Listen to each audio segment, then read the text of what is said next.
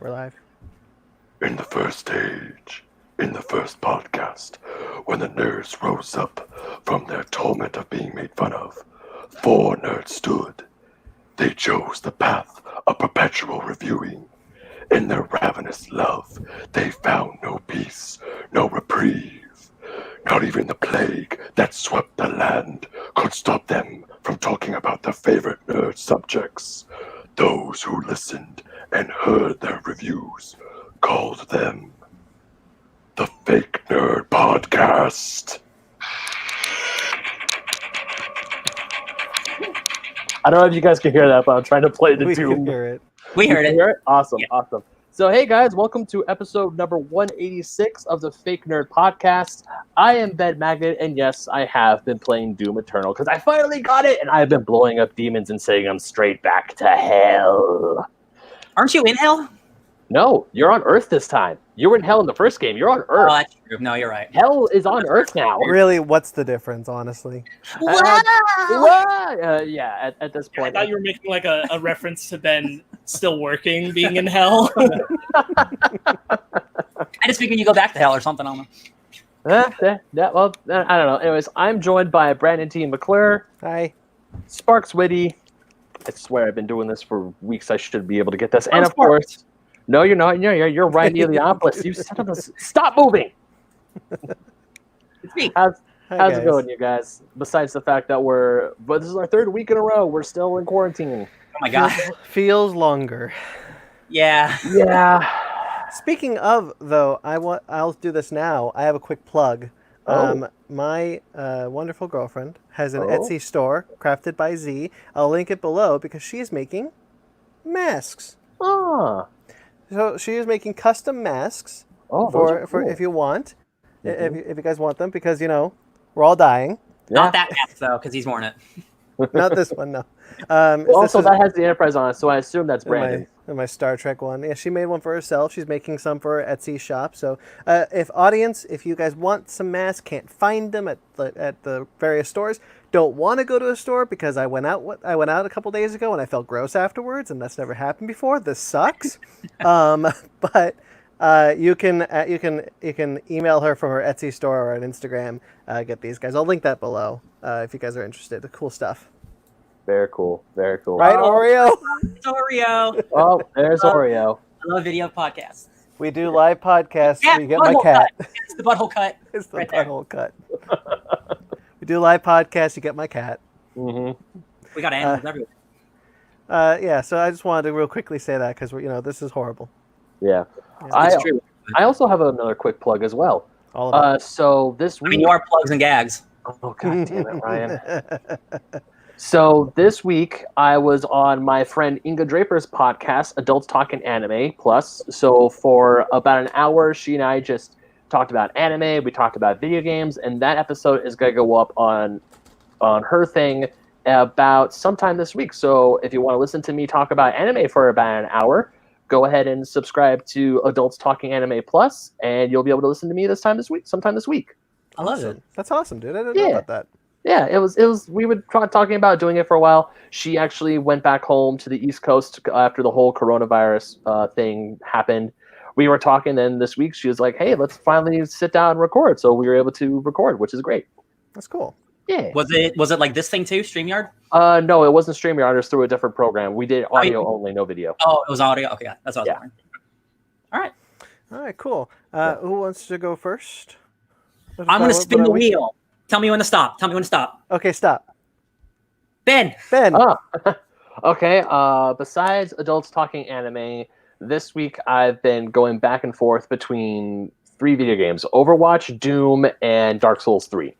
Because I finally started Dark Souls 3 last week. I was playing with my younger brother, and of course I've been trying to play Overwatch with Sam and Ryan whenever we could. Ryan and Sparks. No, Sam couldn't make it. half It's the time. right there. I know. Yeah, and just I'm gonna keep this a little vague on purpose for the audience, but I did have a personal tragedy in my family this week, which isn't fun. Everything's okay. We're gonna get through this. But besides that, just been playing video games, and things have been going normal. Just sitting here at home, going through my stuff, or trying to.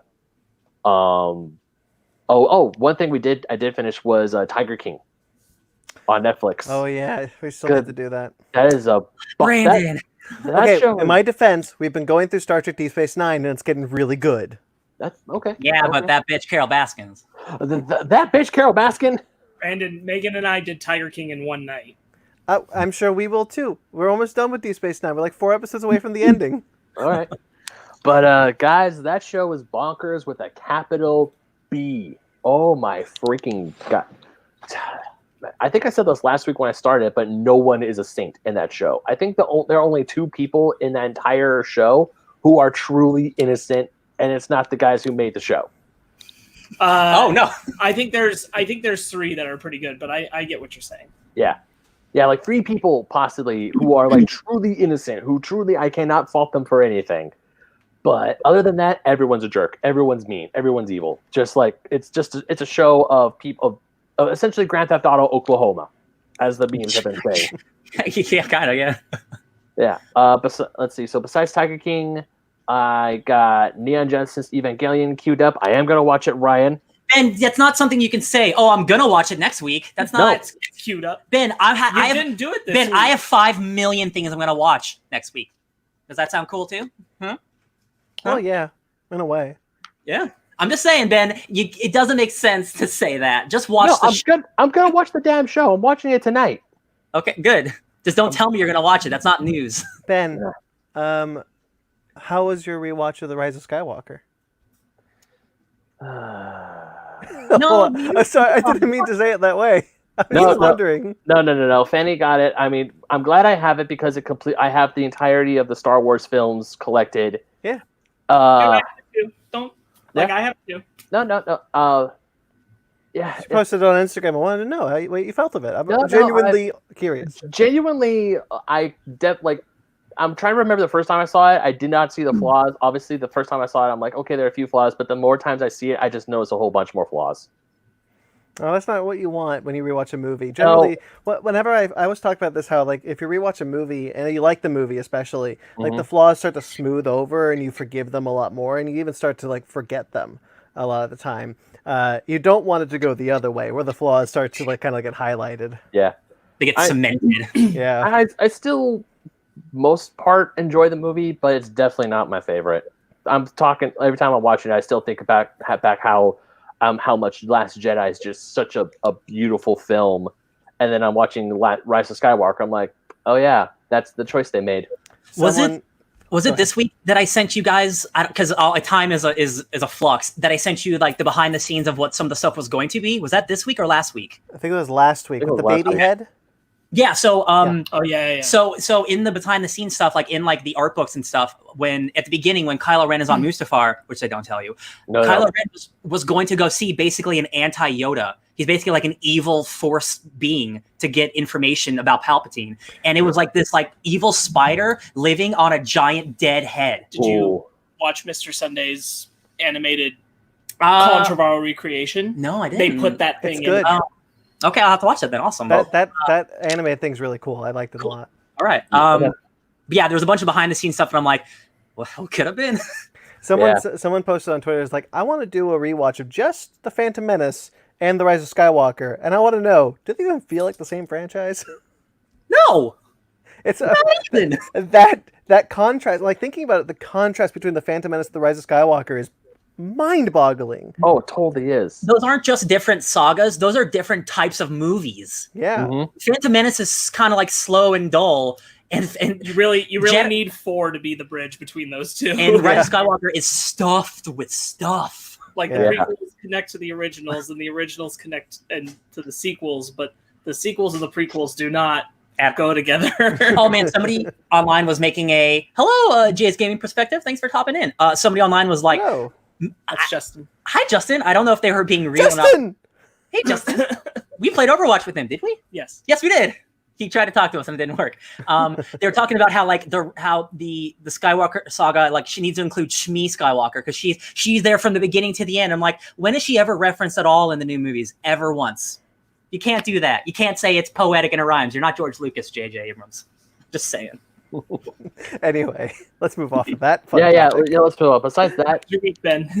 Anything else? Anything else? No, nothing else. No? Nothing. Nothing. That sucks. I've got a small week, so I'll go next. I did get to play some video games. We did a kind of a trial run of like, you guys have seen my apartment. It's a studio. There's one TV, and we're quarantined. So I decided to be like, okay, would Zara be okay if I played a video game? And she was like right there.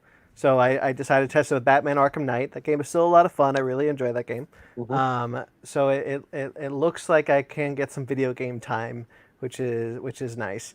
Good. So Yeah. I'll think about it, Sparks. I see that face.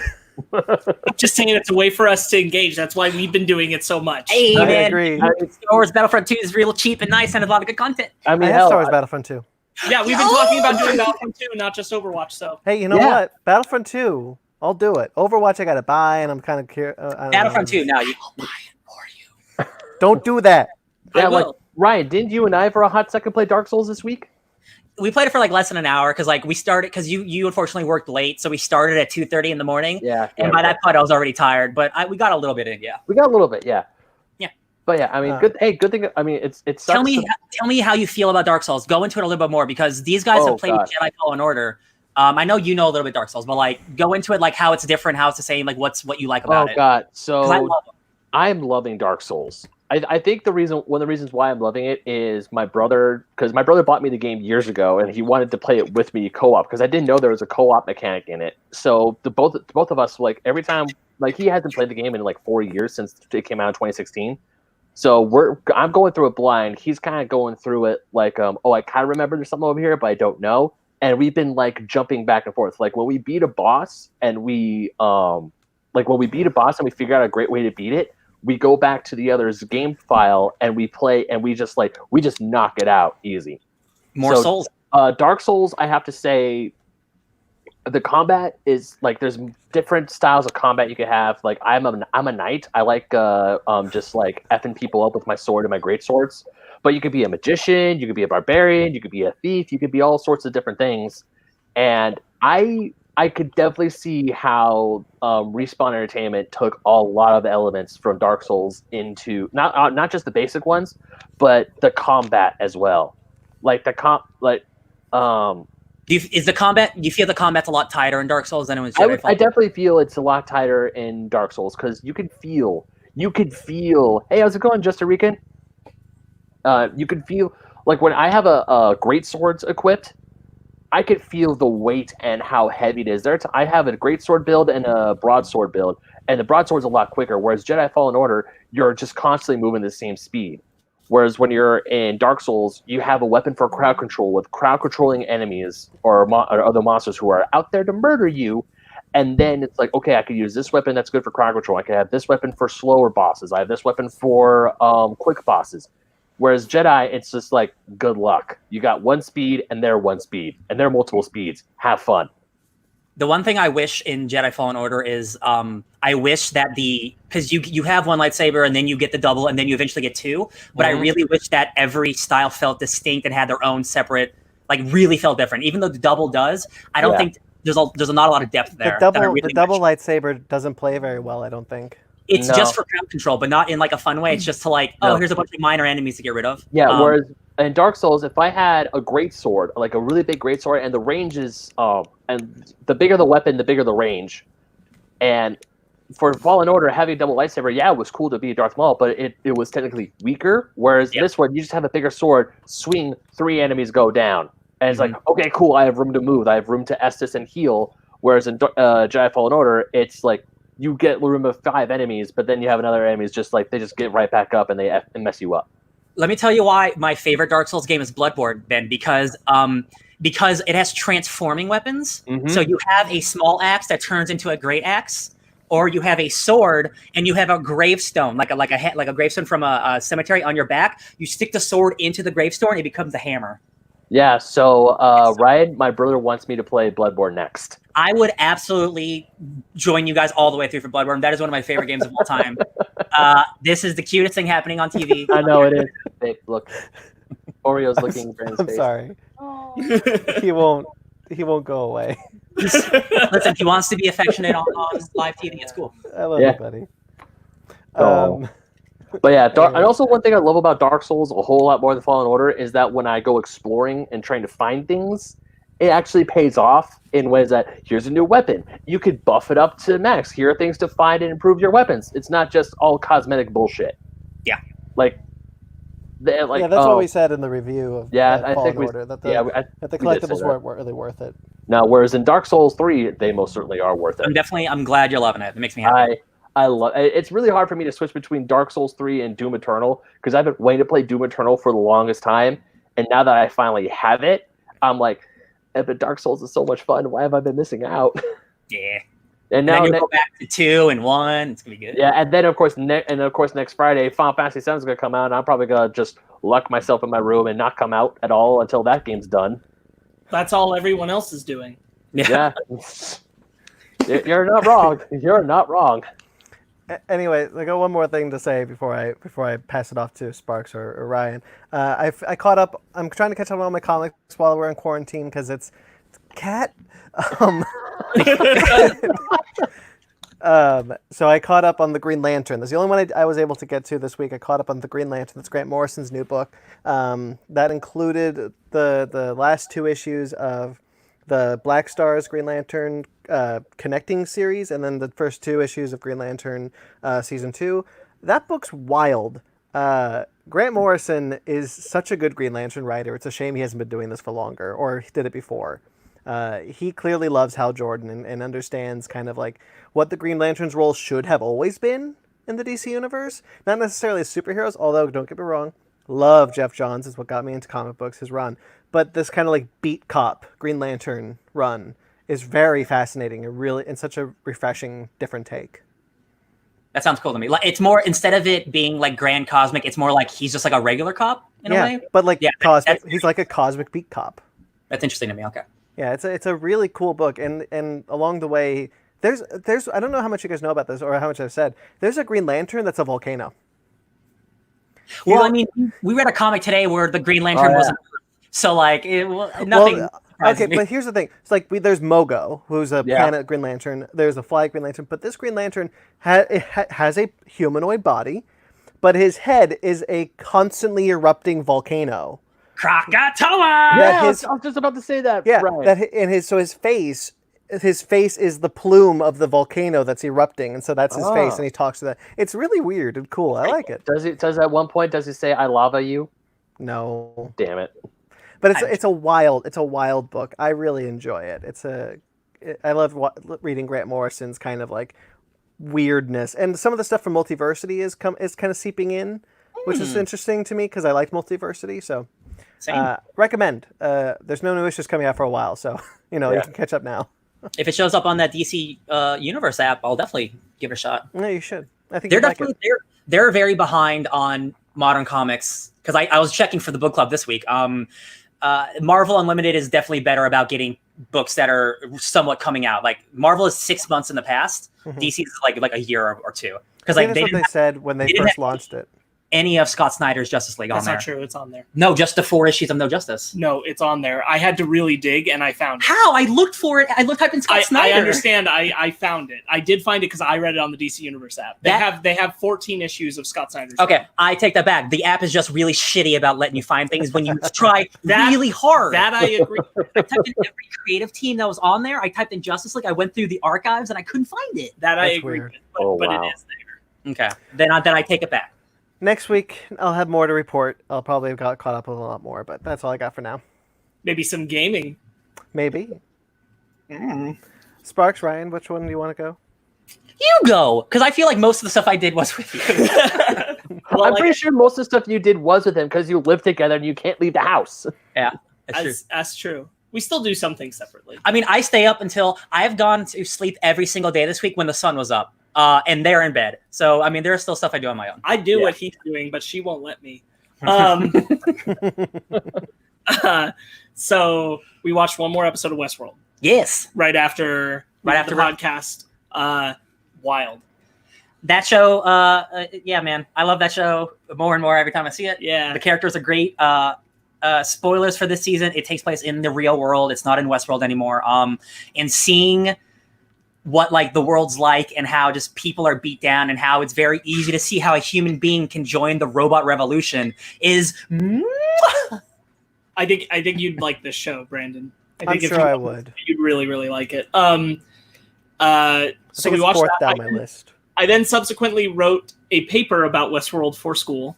Oh, As far as school stuff goes, I also watched Spike Lee's Do the Right Thing, and I worked on an assignment related to that as well. Cool. Which was nice because I forgot that was introducing Rosie Perez. Yeah, it's a big movie. That was her big debut. And I forgot that was the case until it came up in the opening.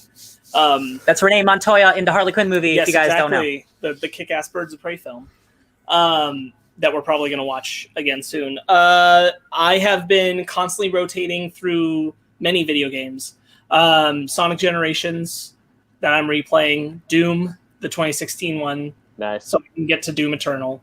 nice. Ukulele, because I didn't finish it and I feel like I should. And Mario Party with Megan. We've been unlocking things that we never unlocked. I helped them unlock something. You did, because we can't do rhythm, apparently. So that's been just a constant stream of things. I think the biggest, I did catch up on a few more CW shows. We watched all of Tiger King, which I brought up. I did want to bring up because the transgender celebration day was this week and not enough people are bringing it up. Oh, yes. Saf, who's in that series, they never once focus on the fact that that's the name that they prefer, that his pronouns are him and he's transgender. Yes. Oh. They do not make that clear in the series. And that came out on the transgender day that hey, we need to bring more attention to the fact that Saf identifies as he, him, and is in fact transgender. And they're misidentifying him the entire show. Yeah. Interesting. Yeah. That was something. Wow. I finished Keep Your Hands Off Aizuken. That is an awesome anime. It's only 12 episodes, and that's the season. And there might be another season. It's too early to tell. But you would be plenty happy just seeing those 12 episodes. And it's such a unique take in animation that it's a fun show to just pass your time on. It's not something you need to jump into. So it's these 3 high school girls who want to make anime. That's right. That's And they start a club, but they can't make an anime club because an anime club exists. So they start a film club, but they still try to warrant that they can make anime for the film club. Cool. And it's kind of about the process of how they come up with anime that represents their town's identity. And it's actually really cool. The transitions to both the animation that they create themselves and the animation that they imagine in their heads as they're putting blueprints together and things is really cool. Not something you need to rush to, but put it on a list. Pick it up someday. It's a nice 12, especially in quarantine. I hear anime is a really nice, uplifting thing to watch. Oh, uplifting. No, I'm talking there's a lot of things like Keep Your Hands Off Isaac, and that's oh yeah, anime, get me pumped. Not oh man, I just want to cry. Yeah, I made that. But the biggest one I think is you and I started and caught up on Motherland Fort Salem. That show is super cool, you guys. I cannot believe that show is on Freeform. That show is horny as hell. That show features prominent lesbians banging. It's an almost all-female cast. There's an episode where the male witches and the female witches have to get together and just bang. That's the goal of that is the goal of the ritual. It's to make more mutants, you guys. Wow. It's super cool. I put I'm it on. so happy to hear that. Because when we first saw the trailer, it looked really cool, but it could be one of those things where the trailer looked good, but the the rest of the series wasn't good. So happy to hear it's good. So militaristic. And it's so weird to see a show of all females doing military. I said, but it's great. It's great. It's Harry Potter meets Full Metal Jacket, but everyone's fucking. That's the show, and it's all girls. And again, every time something weird happened, we're like, "Oh my god, Disney made this!" I can't believe Disney made this show. It's crazy to me. Yeah, and for every once in a while weird character beat that I don't necessarily agree with, the overall concept and plot is really good. It has some young adult trappings. It's a freeform show, but the ideas are so bold and unique and inventive. I just can't believe that the show really exists. Really. The sound design is nuts because everything that the witches do, everything related to their powers is related to them channeling their voice, and the way that they do different variations on harmonizing their voice for harmonizing and creating these different sounds that you've never heard a human voice make. Really good. It's super interesting. Yeah, Oh, yeah. really, really like it. Highly recommend. No one's talking about it. Everyone should be seeing it. I wish more people were. I want to talk about honestly, maybe my favorite thing of the week, though, that we watched last night. Okay, but hold on real quick. No, yeah. Because I'm catching up slowly. I did watch the first 3 episodes now of Castlevania Season 2, so I'm making my way back up through Castlevania, which is good. I'm enjoying it. I have now finished Season 7 of The Office, which means Steve Carell's no longer on the show where I'm at. So that's. But you met Robert California? I have met Robert California. He's the Spader. James Spader, yeah. He's the Lizard King. Who I really like as an actor. Don't necessarily love this character. That's neither here nor there. Okay, so the big thing is that I also watched Hellfest again. We watched Hellfest again last night. Really enjoy that movie still. I think it's really cool. Yeah, it's got a good cast, and it subverts tropes like no other. It's a solid slasher movie that every time you think something is going to happen, it does the opposite. You're like, oh, cool. Like, you're not just a traditional horror movie. Like, it subverts the tropes, like I said, yeah. Okay, so we decided to follow up Hellfest by watching the first 4 episodes of Harley Quinn last night, and holy shit, that show's awesome. Guys, I don't know how you feel. I think this might be the funniest thing DC's ever made. And I'm not joking. I am not joking. Every single person on that show is famous. Every single person on that show is famous. I have heard nothing but good things about Harley Quinn. I am in it. Maybe because I was talking to him, I was like, maybe I've been too harsh on Harley Quinn because I love the movie and I love the show, but I've ignored the last 10 years of comic books because it's not what I wanted, quote unquote, what I wanted. But like, the character's been that way for 10 years. Who am I to say that's the way I should have it be, you know? So like, I'm going to start reading Harley Quinn comics because this show is a riot, you guys. It like Alan Tudyk's Joker is so good. Let your car, Bruce. Clayface is like a theatrical British actor. Bane, it's the best Bane ever made, maybe because it combines all the Banes, but he sounds like the Bane from Dark Knight Rises. One of the things that I really enjoy about, like what we see with the Margot Robbie Harley Quinn and Birds of Prey, and what I've seen of the TV series is that they aren't just taking from the new comics. They're not just the modern Harley. They are incorporating the modern Harley as if she is a natural extension of the original Harley. And that's where I prefer some of the adaptations over the comic book, because the comic book was just like, nope, classic Harley, no more, new Harley, this. Whereas the show, what I've seen of the show and the movie has always been like, no, she was this, and now she has become this. We saw the progression. That's kind of where I would prefer the adaptations of this Harley. Well, the show does make a whole point of like, you know, when in the first episode is her kind of leaving the Joker. And in doing so, Ivy is the person who helps her get to recognize that first off, she needs to get rid of the costume, like the classic costume, because that identifies her as Joker's henchman. Yes. It doesn't identify her with her own identity, which makes me really like Harley's modern look a lot more. Yeah. Put into that perspective, because it's like Harley can't be classic Harley and also be her own identity separate from the Joker. Yes. She just can't. She can be both. And I really like the way the show handles it. And that's what I was saying, that I think the adaptations of this Harley Quinn have done a better job than the initial comics did. Sure. To kind of like drive that idea home that this is her shedding the identity of a Joker henchman. In the comics, it was more like 0 to 60 than a slow progression. Yeah, I'll give you that. Poison Ivy is killing it. This is basically a Venture Brothers level show, just with DC Comics characters, and it's really good. And like all the villains are different interpretations of them. So like you still see Two-Face, you still see Penguin, but like they're all famous people, and they're all just being stupid and silly. And like Oswald Cobblepot has a bar mitzvah for his son that he invites all the villains to. So all the villains are sitting around like a kid's table drinking punch and stuff, and it's like it's bonkers, man. Like I just remembered how they get out of Arkham. Remind me. So Poison Ivy is breaking everyone out of Arkham, and one of the guards is like, "How did you get plants in here?" And then Riddler just runs up and he's like, "I ate an orange and shit out a seed." Yeah. It's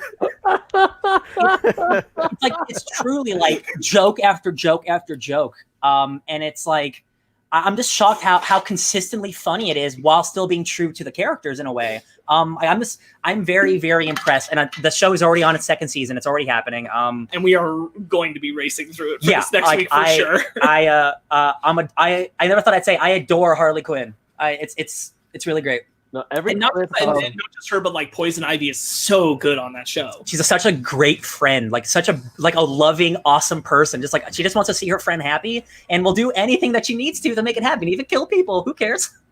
That's a good interpretation of Poison Ivy. Yeah. Every clip from the show that I've seen, I've loved. I've watched rewatched the clip, like the Joker going to Bruce and be like, "Where's my goddamn electric car?" I was like, "That's so freaking funny." And then early today, I saw another clip of like the president saying that Gotham got hit by an earthquake, so it's no longer a part of the United States, and all the villains are watching on TV. They're all sad. Then Harley Quinn's like, "Fuck yeah, this is great." I'm like I don't want to spoil it, but like so sad, and she's just like, "F all of y'all." There's like a running gag of like Harley wants to do like she wants to become a supervillain, and when she wants to have something done in her name, and the lengths that she goes for this very mundane thing it's like the sandwich thing in the movie. It's like that kind of level, but in the animated form. I'm like, man, this show's got it. This show's really got it. It's also so nice to see that DC TV is allowing itself to be funny again, because Justice League Action was awesome, and the fact that they canceled that is a damn shame. Thank you for saying that. Justice League Action is so good. Justice League Action is 100% like the family-friendly version of the humor here. Yeah. Yeah. And I'm so happy to see that they're letting something like this go forward, because it's a shame what happened to Justice League Action, that it wasn't able to continue.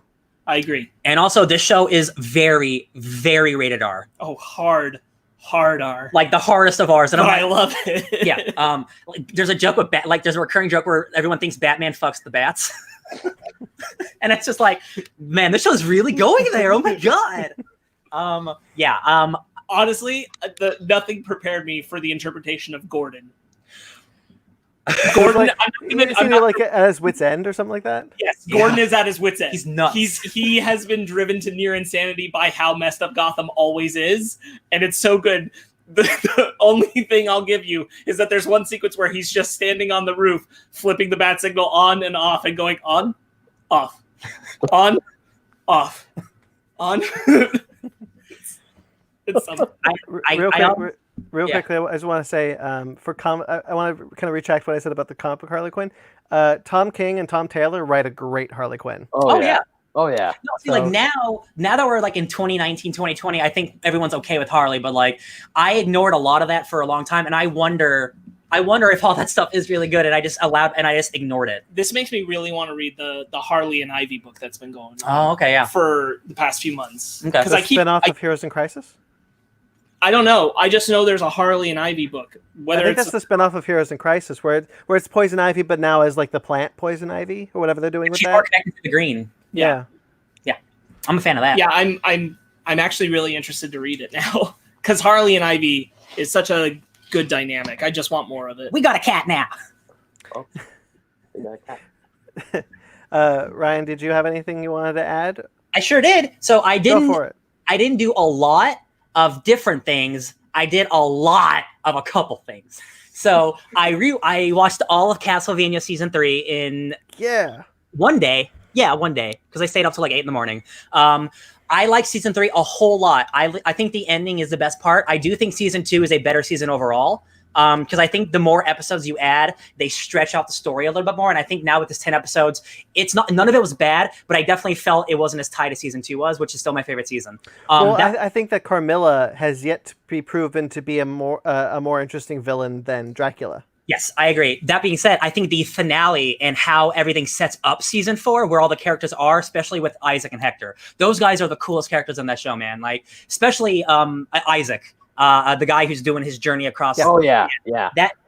Those guys being humans, wanting to end the human race, is so fascinating to me. And seeing them interact with human beings and being like, oh, maybe humans aren't so bad, and then it turns out no, humans are bad. Everything. I should not have given you guys chances. That stuff is sublime. I love it. So yeah, Castlevania is really good. Do we know if season 4 is in production or it's just good? It is coming. Yeah. All we know about season 4 is that it's for sure going to happen. The beautiful thing about animated shows on Netflix is that by the time a season comes out, they're probably already 2 seasons ahead. Yeah, it's right. Yeah. So I also watched all of Neon Genesis Evangelion, and I also watched the 2 movies that came after that. So I spent like 11 hours just being sad, you guys. That show, it might be my favorite anime of all time. Now that I've rewatched it, Berserk was always my favorite. I love Isaac, the lovable sociopath. Yeah, Justin, you're right. He's a psychopath for sure. Lovable psychopath. Neon Genesis Evangelion. If you are listening to this for the first time, that is a mech show. It is Pacific Rim was inspired by it, but it deals with way tougher themes. It deals with a bunch of teenagers dealing with trauma and grief while also having to save the world from these inconquerable monsters that are called angels that just appear from the sky out of nowhere for no reason, and no one knows why they come. But actually, maybe there is a reason, and maybe humanity is totally involved, and maybe this show isn't about mechs at all. And by the end of the show, the mechs aren't even in the show anymore, and it's just about people dealing with shit, really sad shit. And the ending is horrible, but like very controversial. For the anime. And then I watched the movie End of Evangelion, which is a retelling of the finale with more context, and it's even worse. It's even more sad. It's fucked. But I love it, and it's so bold. I'm putting the explicit tag on this one. Oh yeah, do it. I have to. When I'm live, I can't help it like this. That show I can't believe how bold it was when it came out in the 90s. Like I have not watched an anime since then that goes to the levels that it does. Especially dealing with a bunch of 14-year-olds. And it is Japanimation. Like there is some really gross stuff with teenage girls, and like that's some stuff that just comes with the territory. But I do think in the context of this show, it handles it really well because it's very psychological, and sometimes sexuality comes with psychological. You're just making me want to rewatch Gurren Lagann. Gurren Lagann's great, but it is fundamentally not the same show. And No, I know. off of, oh my god, the dog just stepped on the keyboard. Definitely picking up off of what Evangelion built. Yeah. Yes. Oh, yeah. I have been wanting to watch that show for years, and now that it's on Netflix, I really should. It's on my list. It's on my list after Tiger King. That's fair. It's on my Evangelion. I'm so glad. I've still been so blind about Evangelion, and the only thing that I haven't been blind on is how bopping Cruel Angel's Thesis is, the theme song. Yes. I've had that damn song. It's on like the first song on my anime YouTube opening playlist. I freaking love that song. That's great that Tiger King's on there and Neon Genesis Evangelion. Go to Hulu and watch Motherland this week.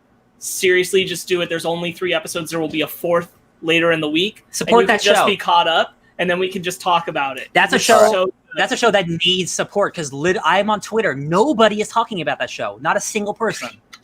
It bums me out. All right. Yeah, I might do that then. And it's free. And Fanny and Zara, they'd like it too, I think. Yeah. Okay. Oh, okay. So I'll let her know. So I'll let her know too. I watched Tiger King with him. I watched all of Neon Genesis. I watched all of Castlevania. I started Hunter x Hunter. I thought it was called Hunter x Hunter, but that's not an X. That's a cross. So it's Hunter x Hunter. That is a show almost like Monster Hunter. It's about a kid whose dad is a world-renowned monster hunter, and he wants to be just like his dad, but his dad abandoned him. And he's like, oh, my dad abandoned me because monster hunting is so cool, right? I'm going to go look for my dad. Oh, no. That's going to end up great, I bet. I'm sure it's going to be great. Really charming.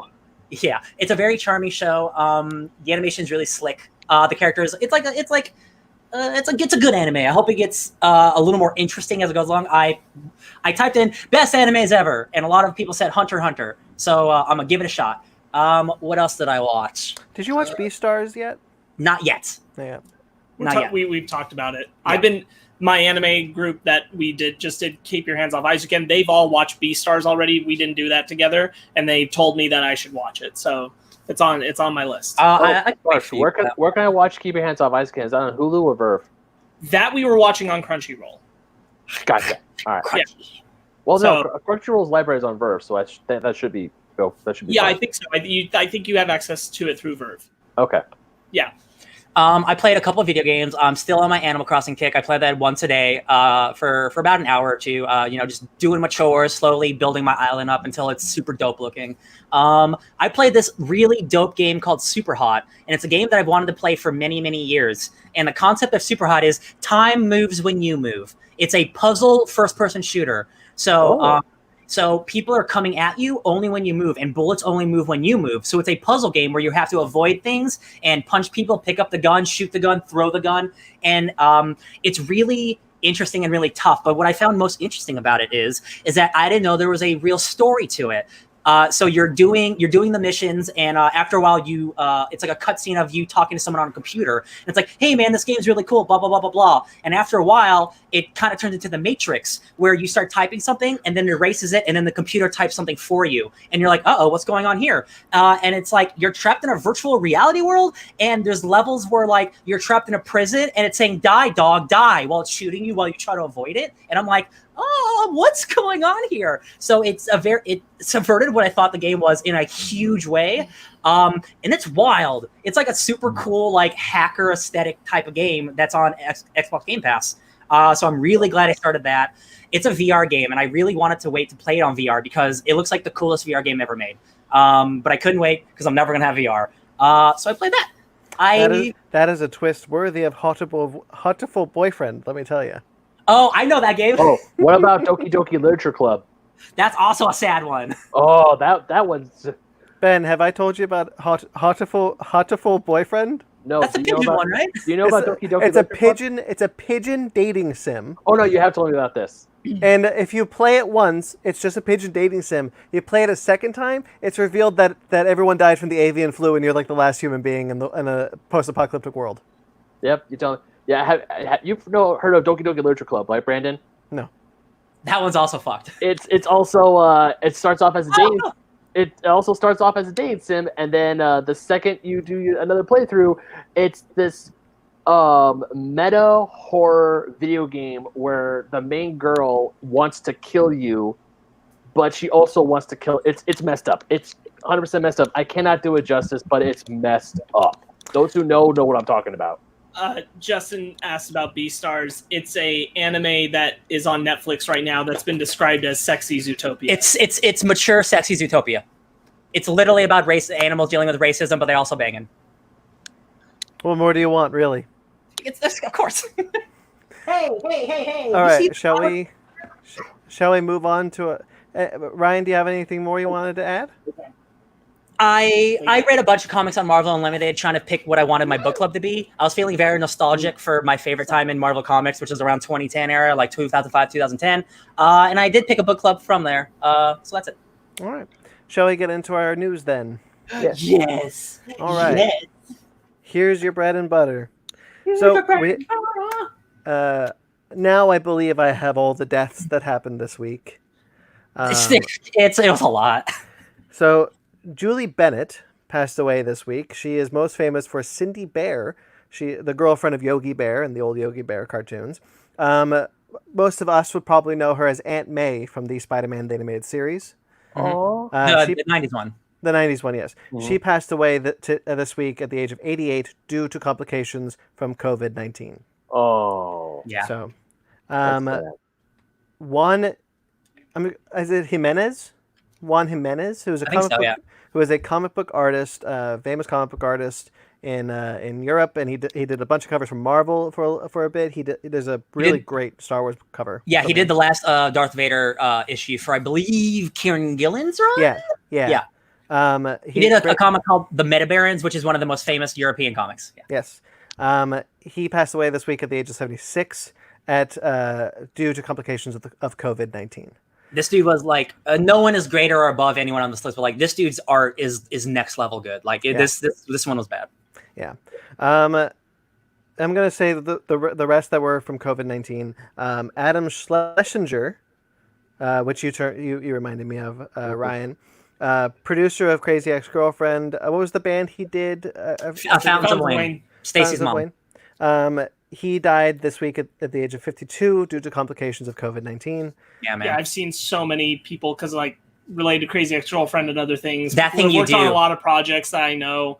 Tom Hanks I've worked with him, and it's like it sucks. Tom Hanks did a big thing on Twitter about it because he made that thing you do incredible. Yeah. Andrew Jack. Forgive me, I didn't write down what he's. Okay, he was one of the generals. He was one of like the side generals in The Last Jedi and Force Awakens. Right. He also was a voice coach for Thor Ragnarok and a bunch of stuff. He was like a dialect coach, but he was also a side actor. And he was in Right. Lord of the Rings. And he was in Lord of the Rings too. Yeah, if you saw a picture of him, you'd recognize him. Right. He died this week at the age of 76 due to complications of COVID-19. Yeah. Bill Withers passed away this week. Famous songwriter. He didn't die of COVID-19, right? This No, is just natural I believe it was heart complications. heart complications. It was the same week. Yeah. Famous singer songwriter. Ain't no sunshine when she's gone. Lean on me. Yeah. Great songs. Oh yeah. He passed away this week at the age of 81. This one's rough. Logan Williams, Go ahead. No, go ahead. I'll say it after. Logan Williams, who people probably familiar with this show will know was the young Barry Allen, the 10-year-old Barry Allen from at least the first season of The Flash. He passed away this week at the age of 16. Yeah. Cause unknown. They have not released the cause of death. That sucks. Yeah, it does. 16-year-old. Yeah, His mom posted how like I can't hug my grandparents. I can't hug his grandparents right now because, my baby died. Like that. That's no adult should The whole have to. whole cast of The Flash, we're talking about it, man. Yeah. Like sweet kid, man. Yeah, that really sucks. That's a rough one. What did you want to add, Sparks? Today, it was announced that Lee Fierro passed away at 91 due to complications with COVID-19. She was the mom of the boy who gets eaten by the shark and slapped the sheriff in Jaws. Oh, That was interesting. her. So that actress passed away. Wow, That's her most iconic performance, but like she was in other things. Yeah. But she passed away today at 91 because of coronavirus. Yeah. I expect we'll be seeing a lot more of this in the coming weeks. Unfortunately, yeah. Yeah. I feel like this was As far as like the coronavirus ones, Adam was the one that like really knocked everyone away. It was really sad because what was happening is Rachel Bloom from Crazy Ex-Girlfriend was talking about how she was pregnant and she was at the hospital to give birth at the same time that Adam was just across the city Oof. being treated for coronavirus. And so she knew that was happening and was doing that at the same time. They were like very close. And that was just wow. what an awful time period to be having. Yeah. Yeah. That really sucks.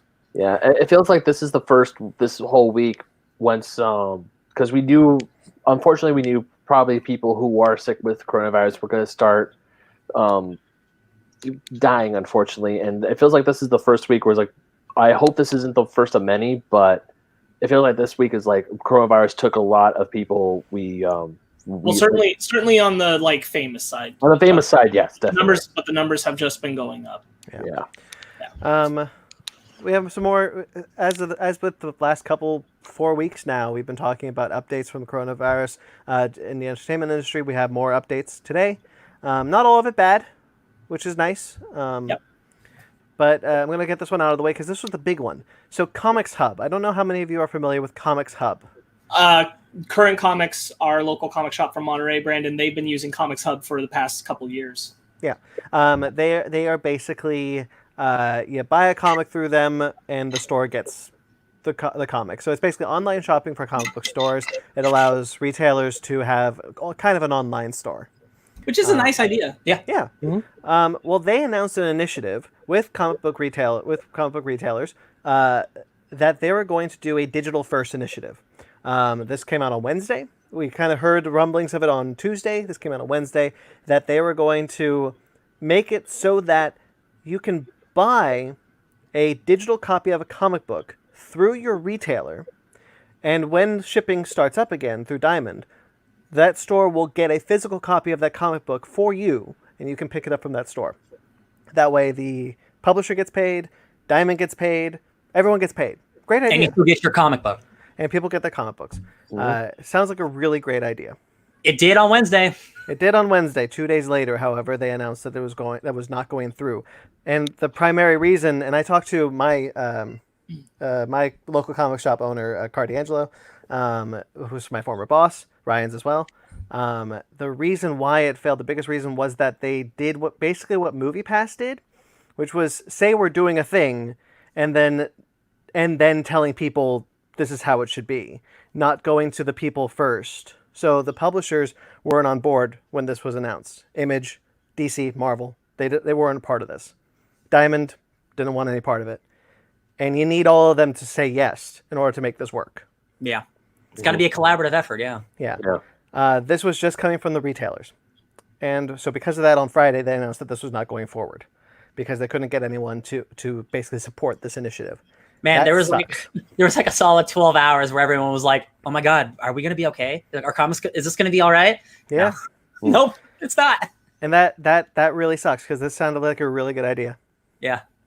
In terms of what you can do during this pandemic, this was the best option. You get your book digitally, and then when you can, you do get your book physically. That seems like a no-brainer. The fact that Comic Con was like pushing it, and everyone's like, "Well, slow down. Let's talk about it first." It's like it seems kind of like a problem. It seems like they should have been a little more, I don't know, like nice in their approach, or at least like don't just say we're doing it. Maybe that's what I always. That's the same thing I always say that the biggest reason why I believe that Movie Pass failed was because they lowered the price and then expected everyone to play ball. Instead of going to the people and instead of going to theaters and studios and being like, how would you guys like us best to approach this sort of thing? And then coming up with an initiative that helps everyone, that everyone signs off on. And it feels like Comics Hub did that. They were just like, this is what we're doing. We're doing this, like this to save everybody. This is a great idea. And it is a great idea. But publishers were kind of blindsided by it. Yeah. And so you need them on board. Man, I wonder if this is something that could still go through. Like, I think so. Let's do this like round 2. Let's try it again in a better approach. Because like the comic industry has to figure something out soon. Because the news from this week from Marvel specifically, like it's worrying. It's really worrying. Yeah. I think that everyone is still on like a high company level. Everyone is still kind of holding their breath, hoping that this isn't going to go as long as everyone's worst expectations are saying. They shouldn't think like that. And because that they are, and because they're holding back those reservations. Like look how long it took for Disney to declare we're furloughing cast members. Past April 19th. That took so long for them to come to that decision to agree. Even if everything opened back up April 20th, Disneyland couldn't. Yeah. And like that just took a long time for them to agree on, and I think that's a big part of it. Is they're all still just kind of holding their breath, being like, "Can we?" The problem is, pull out of it. People are assuming the best outcome when they really should be assuming the worst outcome. They need to prepare for when something actually does go bad, because that's how we end up in this situation. Exactly. Hope for the best, prepare for the worst. That's exactly what I was going to say. Yeah, my mom would say that to me all the time. Just hope for the best, but expect the worst. Yeah, because like the worst outcomes are expecting that there's a realistic chance that the United States has to stay more or less shut down till at least August. And that's worst outcome very likely. And we need to be prepared for that. Yeah. Everybody should be preparing for that, but we on a whole as a country, but especially with these entertainment companies, we're not doing that yet. Yeah. No. And so the thing that I feel like would have really helped this sort of thing, and I do think that if you wanted to take to this, you could. It's not too late. It is too late for next week. Yeah. But in 2 weeks, maybe come back and be like, hey, now this is the only way. This is the best way that everybody wins, including Diamond, who a lot of people don't want to win. I don't want him to win. But I want stories. This like helps Comic everyone. Madness. I want stories like Earth 2 to win. I want all. Well, but those so the stories thing to is, win. the issue isn't the stores right now. Like honestly, if Diamond was just like, yeah, well, no, keep publishing, we'll keep shipping, and we can keep doing like mail order services, which a lot of shops are still offering, even with Safer at Home in California. Like my shop is offering mail order, so you still have those options. If Diamond was just like, yeah, no, keep them coming, that's something else. But Diamond is the one who's like, nope, nobody gets product. Yeah. And if nobody gets product, nobody gets paid. No. Which Diamond just realized that that concludes them. Right. Yeah, I do agree. Like, I think there is a hope for this. I will like just oil in the water on that. I know at least like a couple of us can't support this the way we'd want to unless things like rent freeze happens because we're not making money. Nope. Still waiting on my unemployment check. I mean, like that's also something that's going to have to be accounted for. Is like, yeah, we can fix the comic stuff, but people aren't making enough money right now. I don't know. I think that is a good option to keep the local stores going. But I still think that overall the better outcome is just pausing everything, because at a certain point they're not even going to be able to keep making the comics depending how long this goes. Yeah. Which is just hold and delay, and hope for those abilities to forgive the businesses to be able to help local comic shops, which sucks. But I don't know. Yeah. Didn't DC and Marvel give out pencils down orders this week, or was that last week? So the other thing is, a couple of publishers have been telling their freelance writers, especially, it's pencils down. Most of this is coming to their freelancer. Their staff writers have still not received those orders. People like Donny Cates, Scott Snyder, they're still writing. Okay. Jonathan Hickman is still writing. Do you have the Marvel news? I know it, but I didn't initially put it in because I didn't know where to fit it in. I was finding. Well, we got to talk about it. I know. I'm getting to it right now. Okay. The Marvel, the biggest thing that happened this week, Ben, was that Marvel is going to halt and delay a third of their publishing.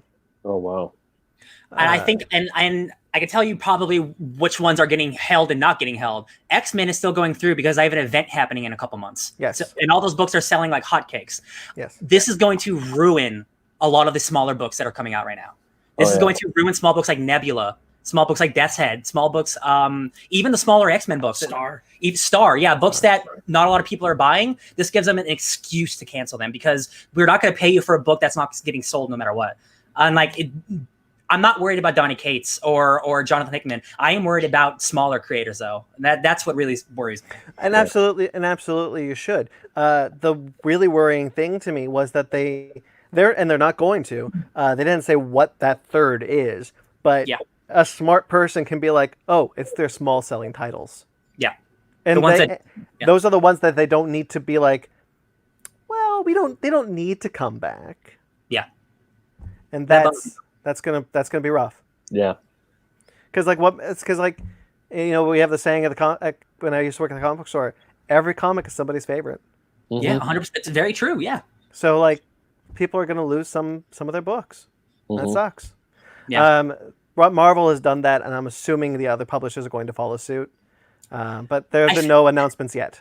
I feel like every company is waiting for the other company to say something. Because what do you do in this situation? Like it's not a win-win for anyone, any situation. And I feel like Marvel's like, all right, we have to put a hold on the books that aren't selling as well. Because we know the other ones are going to sell no matter what.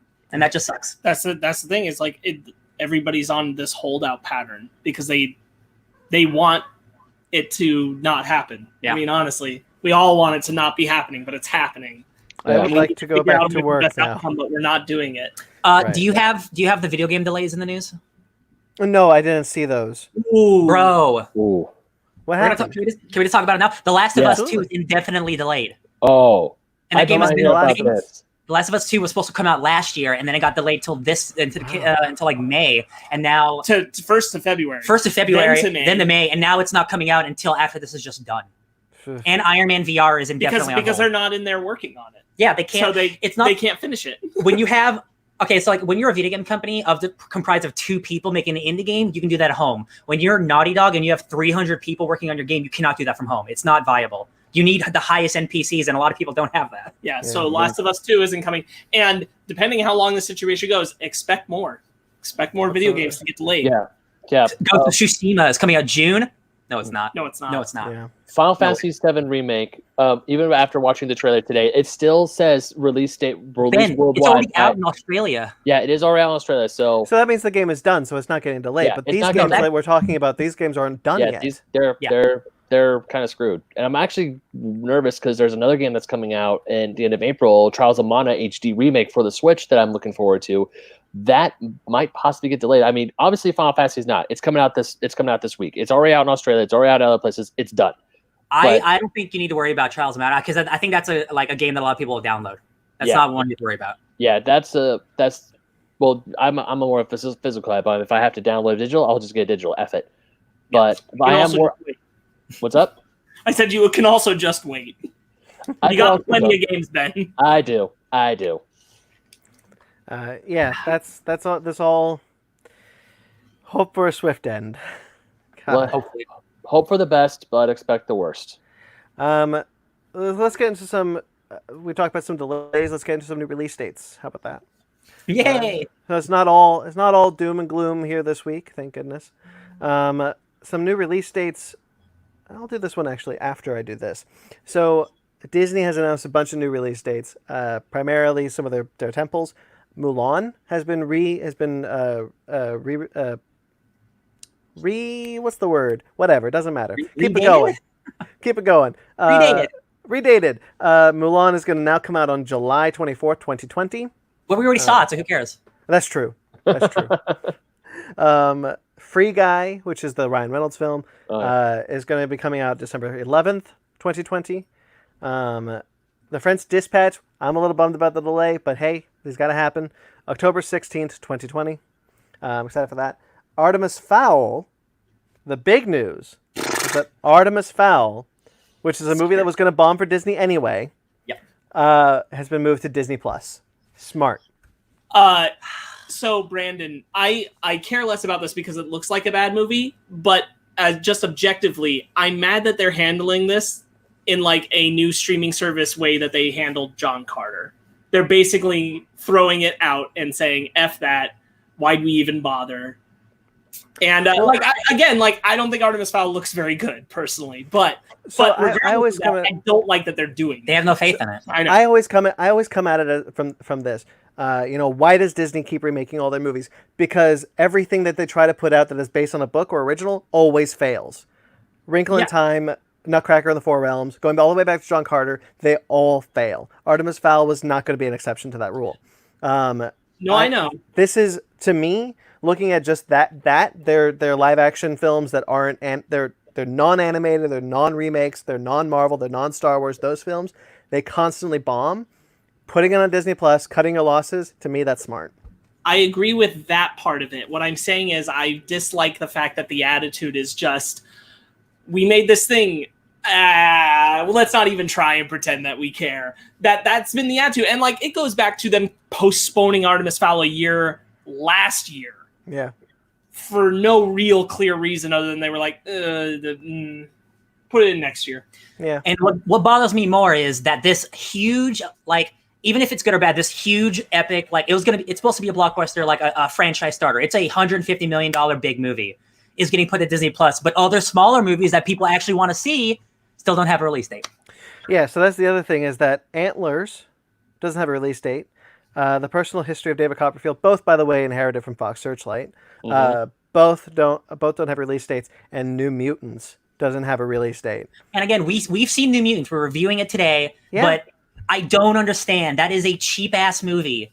That is a small movie. That's an X-Men movie from a franchise that's dead.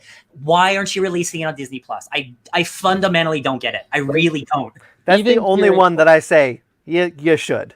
Yeah, you should put that on Disney Plus. All the times New Mutants was just put. I had to tell Fanny how many times New Mutants was pushed back. Even I forgot how many times New Mutants was pushed back. And I'm just like, reading, 4. 3. Today would have been. This week would have been the 3rd release date. Okay. Yeah, so then 4 because this would be like no wait. First release date, and then it was pushed, and then it was pushed, and then 3. Okay. It says it's at 3 release dates, so that would mean 3 pushes. Hold on. Also, Cyborg was supposed to come out this week. It's supposed to come out Friday. Wait, Cyborg? Remember when they first announced the Cyborg movie? Yeah, remember in 2016 when they did their Marvel's DC slate for the next couple movies that nobody wanted to see? That we were taking bets on what was not going to make, and I think my Cyborg. Cyborg. Like Flash was supposed to come out already. Cyborg was the easy bet. That was the easy one. Anyways, off topic. But getting back to what I was saying, just put New Mutants down on Disney Plus already. Just let people watch that damn movie. It's done. Everyone says it's done. Why are you? Nobody cares about the X-Men franchise anymore. They're just waiting for it to be in the MCU. They just added the X-Men icons to Disney Plus, and there's not any X-Men content on there except for the animated series. Do it. Yeah. Just do it, you cowards. You I will say, Disney Plus in Europe has all the Fox X-Men movies. So there's a rumor that they are going to eventually make their way over to Disney Plus. Well, they have to. They have to. Yeah. We have these icons. Give me something. Well, I mean, it had 4 dates, 3 pushbacks. Oh, okay. 4 dates. So you were both right. It was going to be February 2019, Then it was pushed back to August 2019. Right. Then it was pushed back. Hold on. The first push, I thought. To this week February, of 2020. August. Yeah, and then to April 3rd. Sorry, I lost it. Go ahead. It's not important. Yeah, so I do think that Disney says everything that they own is going to end up on Disney Plus anyway. So the Fox X-Men films are going to be part of that eventually. New Mutants, as we've said many times, it's a franchise that's dead. Put it on Disney Plus. Nobody cares anymore. Yeah. Unless they think it's really good. That's my dream. They're like, no, this is good. It needs to have a theatrical release. But I doubt it. I just don't believe that because it would have come out already if that was true. I mean, obviously they want to push back Mulan because go to Europe, Justin. Yeah, because they know that Mulan is going to make a bunch of money. There's so many people. Well, it's also Mulan also needs the international audience of China. Yeah. So they know that, and also, so pretty much they're like, hey, let's push back Mulan. Like you said, Artemis Fowl, F it, just put it on Disney Plus. Who cares? F it. Sorry, it was initially scheduled for April 13, 2018. It was pushed back to later in 2018, then twice in 2019, and then now in 2020. Wow. Okay. So I just want to see it, guys. I mean, I did see it. I mean, we watched it today. Yeah, we watched it. And more Marvel news. The MCU obviously needed to be pushed. No word on what this means for the TV shows. I think Wanda and Falcon Winter Soldier were at the finish line, but I don't know about WandaVision for sure. Yeah. I know Falcon Winter Soldier is probably almost done. Yeah, Falcon Winter Soldier, that's the one that's slated to come out first, right? Yeah. Loki was definitely not done before they had to stop. I expect Falcon and Winter Soldier will be pushed, but the rest probably not very much. Yeah, I agree. But we don't know yet. So right now, Black Widow has received a re-release of November 6th, 2020. That's the Eternals original date. Hey, that's my mom's birthday. Also in Black Widow news, I'll put this here. Lauren Balfe has replaced Alexandre Desplat as the composer. This is weird, guys, because that movie was done and comes out next month. So that this is the second time that Alexandre Desplat has been kicked off a Disney movie. What was the first one? Rogue One. They kicked off the composer? Yeah. Alexandre Desplat was going to compose Rogue One, and then Michael Giacchino did. This makes me think that the score was probably fine, but now that they have the extra time, they want to actually make it better. Possibly. And I don't think that's a bad. Lauren Balfe did the score for Mission Impossible Fallout. He's done a lot of stuff. He worked with Hans Zimmer he worked with Hans Zimmer, much like Hospitalt, for Pirates of the Caribbean. Most notably, however, probably in this realm, the last time he's worked on a Marvel movie was Iron Man. He worked with who does Westworld music.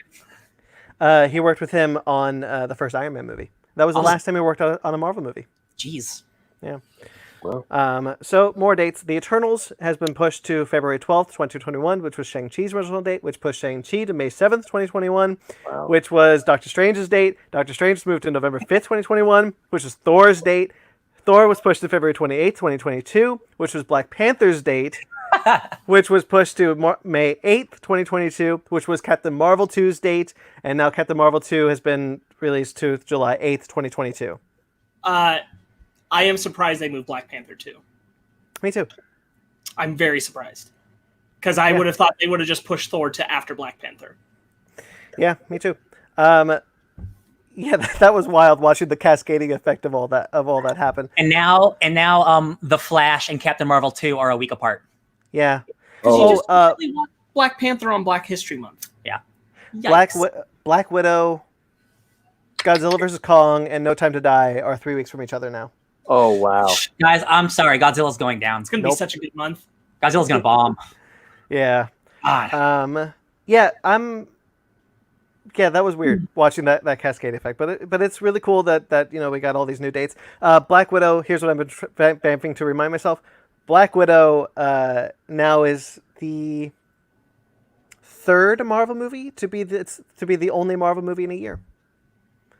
Avengers and Iron Man were the only two before that. Nope, Iron Man. So Iron Man had Incredible Hulk come out the same year. So it's So Avengers. So since 2012, at least 2 Marvel films have been coming out because Avengers. I don't feel like Marvel fatigue or whatever, but like this definitely helps those people who are like, all right, give me a little more time before the next Marvel movie. So Yeah, I'm kind of there. I'm like, okay, I'm happy with this one Marvel movie this year. At the end of the year, I'm happy with that. Yeah, I'm good with that. But that's really weird if you think about it. That like there's been like 2 or 3 Marvel films for years. Yeah.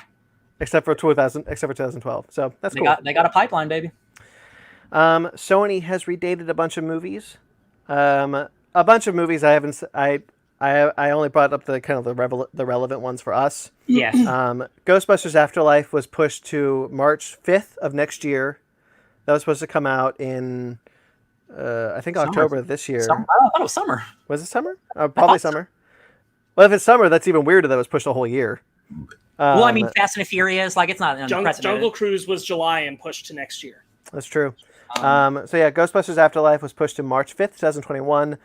Morbius was pushed to March 19th, 2021. Thank goodness. Oh, sorry. The new date's March 5th. They don't have the old date. Hold on. Sorry. Morbius was pushed to March 19th, 2021.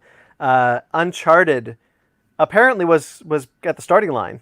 Uncharted is in production. Uncharted is about to start filming. I just found this out. That's happening. It's actually happening. It's actually happening. But now it is pushed to October 8th, 2021. Ghostbusters was July. Oh, okay, cool. Paramount has also redated their movies. Obviously, we've already seen A Quiet Place 2, so that doesn't matter. But for those of you who haven't, September 4th, 2020, this year, Top Gun Maverick was pushed to December 23rd. I forgot about Top Gun was going to come out this year. Oh my gosh. Top Gun's a Christmas movie now, guys. Oh, Top Gun's a Christmas movie. Top Gun's a Christmas movie. And it has no Star Wars film to compete with, so this Christmas is ideal. Mm-hmm. Wasn't Avatar coming out? No, next year. Aw, man, I'm still waiting. Universal Studios has also moved Candyman, Nia DaCosta's Candyman, people, to September 25th, 2020. So there's a couple of other... Candyman right there. That's good. Before we get too far away from the Disney stuff, I wanted to point out the thing that I thought was the most ballsy. Go ahead. Which is that it's not a change in release date. It's that they didn't change the release date, which is that Soul is still set for June 19th. Oh, that's not good. Which is pretty bold. I wonder if that's a Pixar Soul movie. has not been moved. That's weird. That movie's definitely moving, right? I don't feel confident right now, but obviously they do. They'll wait to see how May looks before they move it, I think. I'm sure. I was surprised. Yeah, that is surprising. That Soul wasn't included in that. You know what? Let's just move I just assumed. big ticket items like that just out of that time period. Because, at best, even if the theaters are open by then, how long will they have been open? How comfortable are people going to be going? Especially with Pixar have already taken the hit in the coronavirus because of Onward. Mm-hmm. I would think they'd want to push that one a little later to bank on it. Yeah. That makes sense. And a lot of people were saying that a lot of these, like Black Widow or Mulan, were going to go to streaming. And I'm happy to see that they have too much money. They would lose too much money, which is exactly right. Onward already made as much money as it will ever make. So putting it on Disney Plus made sense. Except for Blu-rays. I can't believe because I was on Disney Plus last night and it's on there. And I was like, I just saw this in theaters. Yeah. Am I going crazy? And I'm like, oh no, the world's on fire. I was thinking about watching it sometime this weekend, and I'm happy because some of my friends who they weren't able to go see it in theaters because of the early coronavirus scare. They've been watching it, and I'm just happy the movie's been received well. People have been saying they've been loving it. Yeah, I've seen a lot of people on Twitter saying they saw it for the first time and love it. Yeah. Good. So I have here, it's not all bad news. That's good. So some good stuff here. Some kind of things that like what people are trying to do to kind of like make this time a little easier for people to consume, because everyone's ready to consume product. DC has donated $250,000 to the Book Industry Charitable Foundation, which is a foundation set up to help comic book stores at this time. Jim Lee is auctioning a bunch of drawings of his on eBay to also donate to this, which is really cool. I'm really happy to see that. HBO is offering 500 hours of content for free on HBO Go and HBO Now app for a limited time. Oh, wow. So you can watch some of their movies they mentioned, like Detective Pikachu. You can watch The Wire, Sopranos. Those are for free on the 2 HBO apps right now, and you don't need to sign up with credit card information. You could just do it right now. So that's really cool, I think. Marvel Unlimited is offering a bunch of titles for free up until May 4th.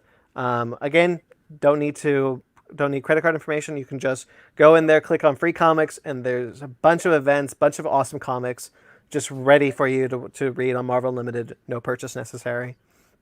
The really cool thing about what Marvel is doing is that each of those comics, and most of them are graphic novels and things like that, will have information pages attached to them, so that if you want to support a local comic book store, and this is maybe your first time reading a comic book, or you're primarily digital, you can go to that page and they will tell you what your local stores are.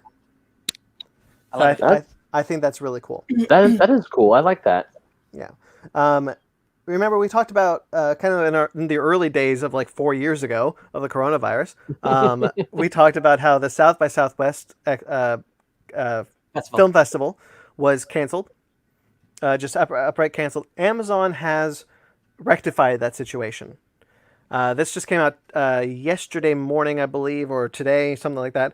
But the SXSW, South by Southwest, will be streaming exclusively on Amazon Prime Video. That's cool. They don't have all the movies, but for anyone who was going to that and wants to stream their movie on Amazon Prime, they will be hosting a kind of a virtual film festival through Amazon Prime. It will be available to people who don't even have Amazon Prime. So you'll be able to watch those movies. There's a lot of that kind of stuff going around. Virtual festivals. There's a lot of virtual raves going on that are hilarious. The Turner Classic Movies Film Festival was supposed to be in the middle of April. They're still doing it, but they're doing it virtually and online and through their Watch TCM app. That's awesome. It's really cool to see people like this do this. Amazon Prime is calling it Prime Video Presents the SXSW 2020 Film Festival Collection. And they will stream these movies for 10 days. Now, the film festivals are basically for independent films to find distribution a lot of the time. Yes. Obviously, big movies do go, but a lot of the time it's for small independent films to find distribution through Fox Searchlight, Sony Classics. To get their name out there, yeah. Yeah, to get their name out there. This does not mean that Amazon Prime has distribution rights to these films, but it does, however, give studios an opportunity to be able to watch them. And if they want to be distributed through Amazon Prime, they can be. And I got to say, for a company as shitty as Amazon is, they could have just bought all these movies and had them just on Amazon. They could have done that, but they didn't. They're like, hey, if you guys want to use us, and then afterwards, if you want to be with us, cool, we'll allow it. But like, you don't feel forced to use us if you don't want to. I think that is the coolest thing they could have done. Like, honestly, I agree. A lot of people put a lot of hard work in these movies. Yeah, out of the mountains of shit that Amazon's been going through the past few weeks, it's nice to see that they're doing something right for a change. Yeah, like a lot of people put a lot of effort into these movies, and it was a shame that a lot of them couldn't have their movies shown. So it is just really cool that they will be able to get their movies out there. Mm-hmm. Yeah. So stay tuned for more. A lot of people are doing more, like, Patrick Stewart's reading sonnets, which is awesome. Donnie Cates, our Dark Lord and Savior, he's put on open commissions to all of his homies. He's like, hey, I am still working. I'm fortunate enough to still work. So I am asking for commissions of all my favorite characters. Show me the commission. I will buy it off of you. I want to support as many artists as I can because I got the money for it. And I think that's great.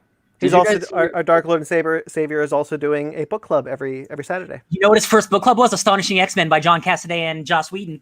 And his second one was Thor Volume 1. Jason Aaron's Thor Volume 1. Did you guys hear what LeVar Burton's doing? No. Reading Rainbow. Yeah, I think he was one of the first ones who's like, hey, I want to go on YouTube and stream reading books.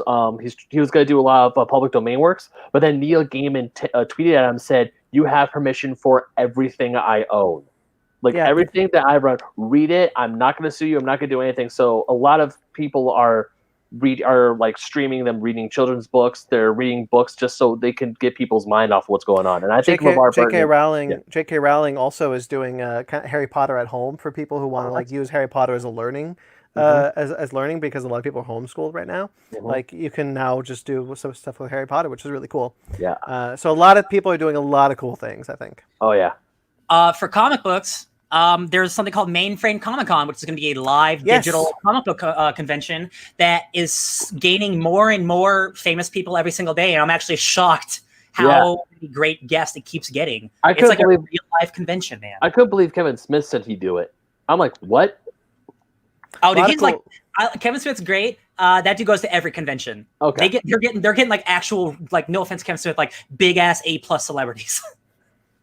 They got us. Okay. Plus, hey, we might be doing something too. Yeah. So like, I pitched something to them. We'll see if they go for it. So did the person that we pitched it with, did he say yes to it already? Yes. Yeah. So we'll see more information from us if that goes forward. Awesome. But definitely want to check out Mainframe Comic Con. They are on Instagram. That's really cool lineup. So check that one out. Oh yeah. All right. So let's move on away from the coronavirus. Bye. So some new writers were attached to some new Disney things. The Untitled Obi-Wan TV series has a new writer, a new showrunner. Joby Harold is replacing Hossein Amini, sir. If you recall, Obi-Wan was, if you want to believe the internet, the angry internet people, Obi-Wan was canceled. Oh my God, it's not going forward. It's too whatever. The writer did leave the project, however, when it was halted, and they went in a different direction. They just hired a new writer, Joby Harold. He'll be writing the new scripts. So that series is still going forward, which is cool. Do we know what that person has been involved in? A lot of things that are currently in production. So he was one of the people who wrote one of the Transformers scripts that Paramount commissioned. Remember, they commissioned 2 Transformers scripts. He wrote not the Beast Wars one, but the Bumblebee sequel. Okay. So we'll see what happens there if that goes forward. He's got a lot of stuff that's like he's like an up and coming person that a lot of people are trying to like get their hands on. Makes sense. So we'll see. I mean, so we have no idea if he's good or not, but that I have faith. The Untitled Ant-Man sequel, whatever Ant-Man 3 is going to be, has picked Jeff Loveness, who has been currently writing on Rick and Morty. He wrote some comic books for Marvel. He also is currently writing Strange Skies over East Berlin, one of the best independent books out right now. Cool. I did not know that. He has been tapped to write the new Ant-Man movie, and Peyton Reed is supposedly still going to direct. So that's really cool. This dude is a one hell of a writer, and he's got a great comedic. He has great comedic timing. If you've watched Rick and Morty, you know that. This is really exciting that they want to add even more comedy to it. Like make Ant-Man, even though Thor Ragnarok is now a comedy thing, Ant-Man's been the comedy series of the MCU. So just keep with that. I'm stoked, man. Yeah, and I mean, we all liked Ant-Man and the Wasp. Oh, yeah. I love Ant-Man and the Wasp. So like, hey man, let's get some more Ant-Man. I want some more Ant-Man. If they incorporate the stuff, because now that it's post Endgame, Cassie is now an adult, or she's 17 or whatever, they can make her Stinger. They can do what they're doing in the modern comics right now, where they're a team up group, and that's I love it. I hope they don't shy away from kind of like the maybe the guilt that Scott has for missing those 5 years. Oh, they don't shy away from that. I want to see those 5 years plus the other 5 years. Oh yeah. When he was in prison, he's missed over half her life. God, That's true. Man, that's good. I'm looking forward to that movie. That movie's gonna be fun. That movie's gonna be good. Yeah. It does not have a date yet. They've only announced up to Captain Marvel 2, so we'll see where that ends up. Glad it's happening. Me too. Netflix has canceled some stuff. They canceled V Wars and October Faction. We weren't watching them. Just thought I'd bring them up. I didn't know October Faction even came out. V Wars? V Wars, another IDW comic that they adapted. I was like, what? Z Nation? No, V Wars. Both of them were IDW comics. October Faction was that didn't look like the comic book, and it looked real bad. Yeah, totally not like that comic book. They canceled those, so I don't know. But they renewed Lock and Key. Oh, good. All right, that's good. God. Lock and Key season 2 is coming. I'm happy for that. I put this in here. I'm sorry if you guys don't want to talk about it, but Magic the Gathering is going to have a Godzilla booster pack, and I'm excited as hell. I love it. I've been Magic the Gathering for years. I didn't know that. Yeah, they're doing a whole new expansion that's called. I got it. Ikoria. Ikoria, Lair of Behemoths. So there are these creatures that become your companions that are kaiju level creatures, and then you can sub in these Godzilla variant cards that equal their kaiju levels. Guys, I got a problem. I think I'm gonna get back into Magic. I've been into Magic. I've been wanting to play Magic with you guys for so freaking long. And we've talked about it for like a year. We have talked about it, but you haven't done it. I think literally everybody on this podcast has been consistently playing Magic, but not with each other, except for Brandon. I played Magic at one point in my life. Right, at one point, but I mean, like, I have current cards. He has current cards. Ben has current cards. So the art looks awesome. Have you seen them all?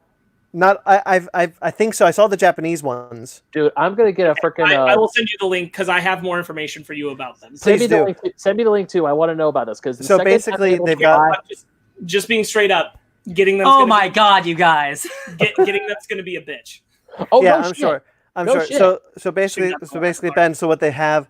They got Space Godzilla. They've got Baby Godzilla. They have two Space Godzillas. Two of them? Death Corona and Void Invader. They've got obviously Godzilla. Mecha Godzilla is I think a Japanese exclusive. They got King Ghidorah, King Caesar. Oh, yeah, kind of. Yeah, there you go. Oh Lord. They have King Caesar, which is one of my favorite kaiju. I love King Caesar. Yeah, I saw that too. Baby Godzilla. Baby Godzilla, who's the best. They have Shin Godzilla. I didn't see the Shin Godzilla. Yes, that's cool. Shin Godzilla.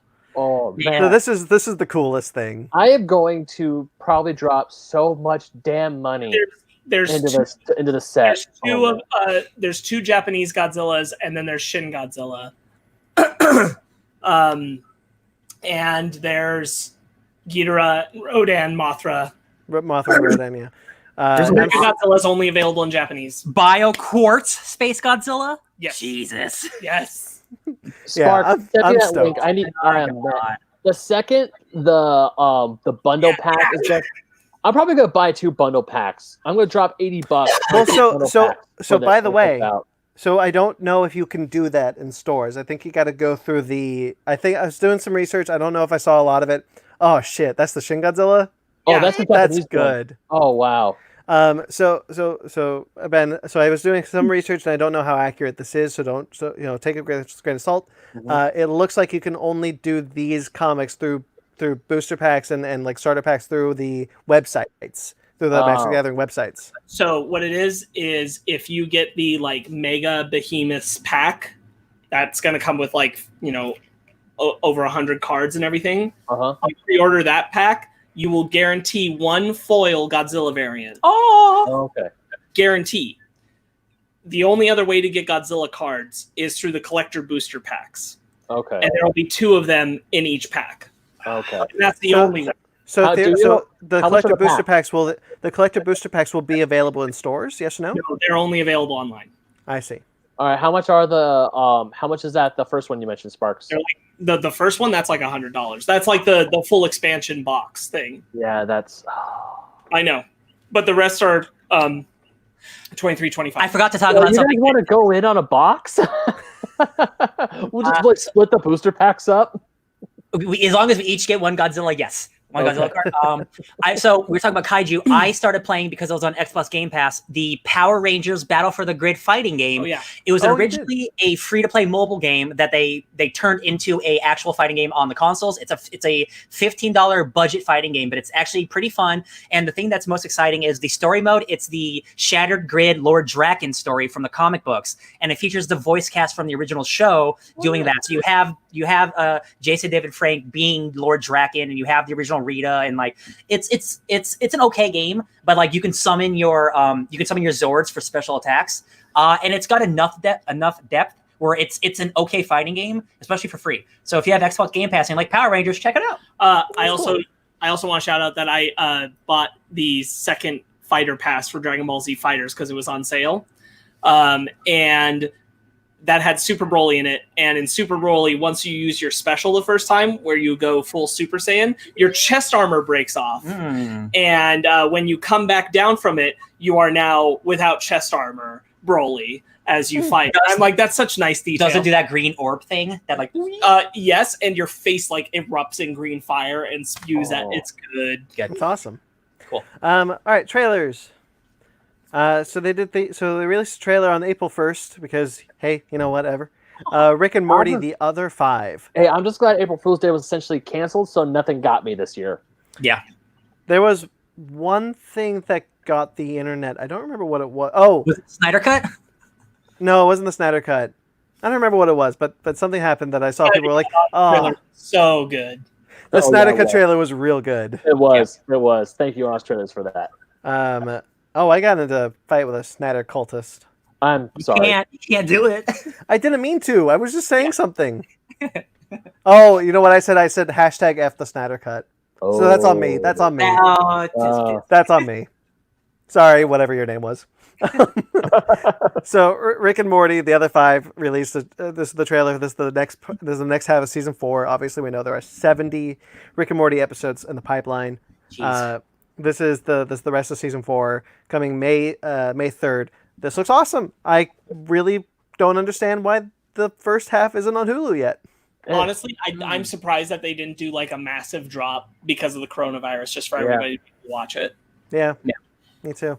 What can you say about Rick and Morty other than hey man, consistent?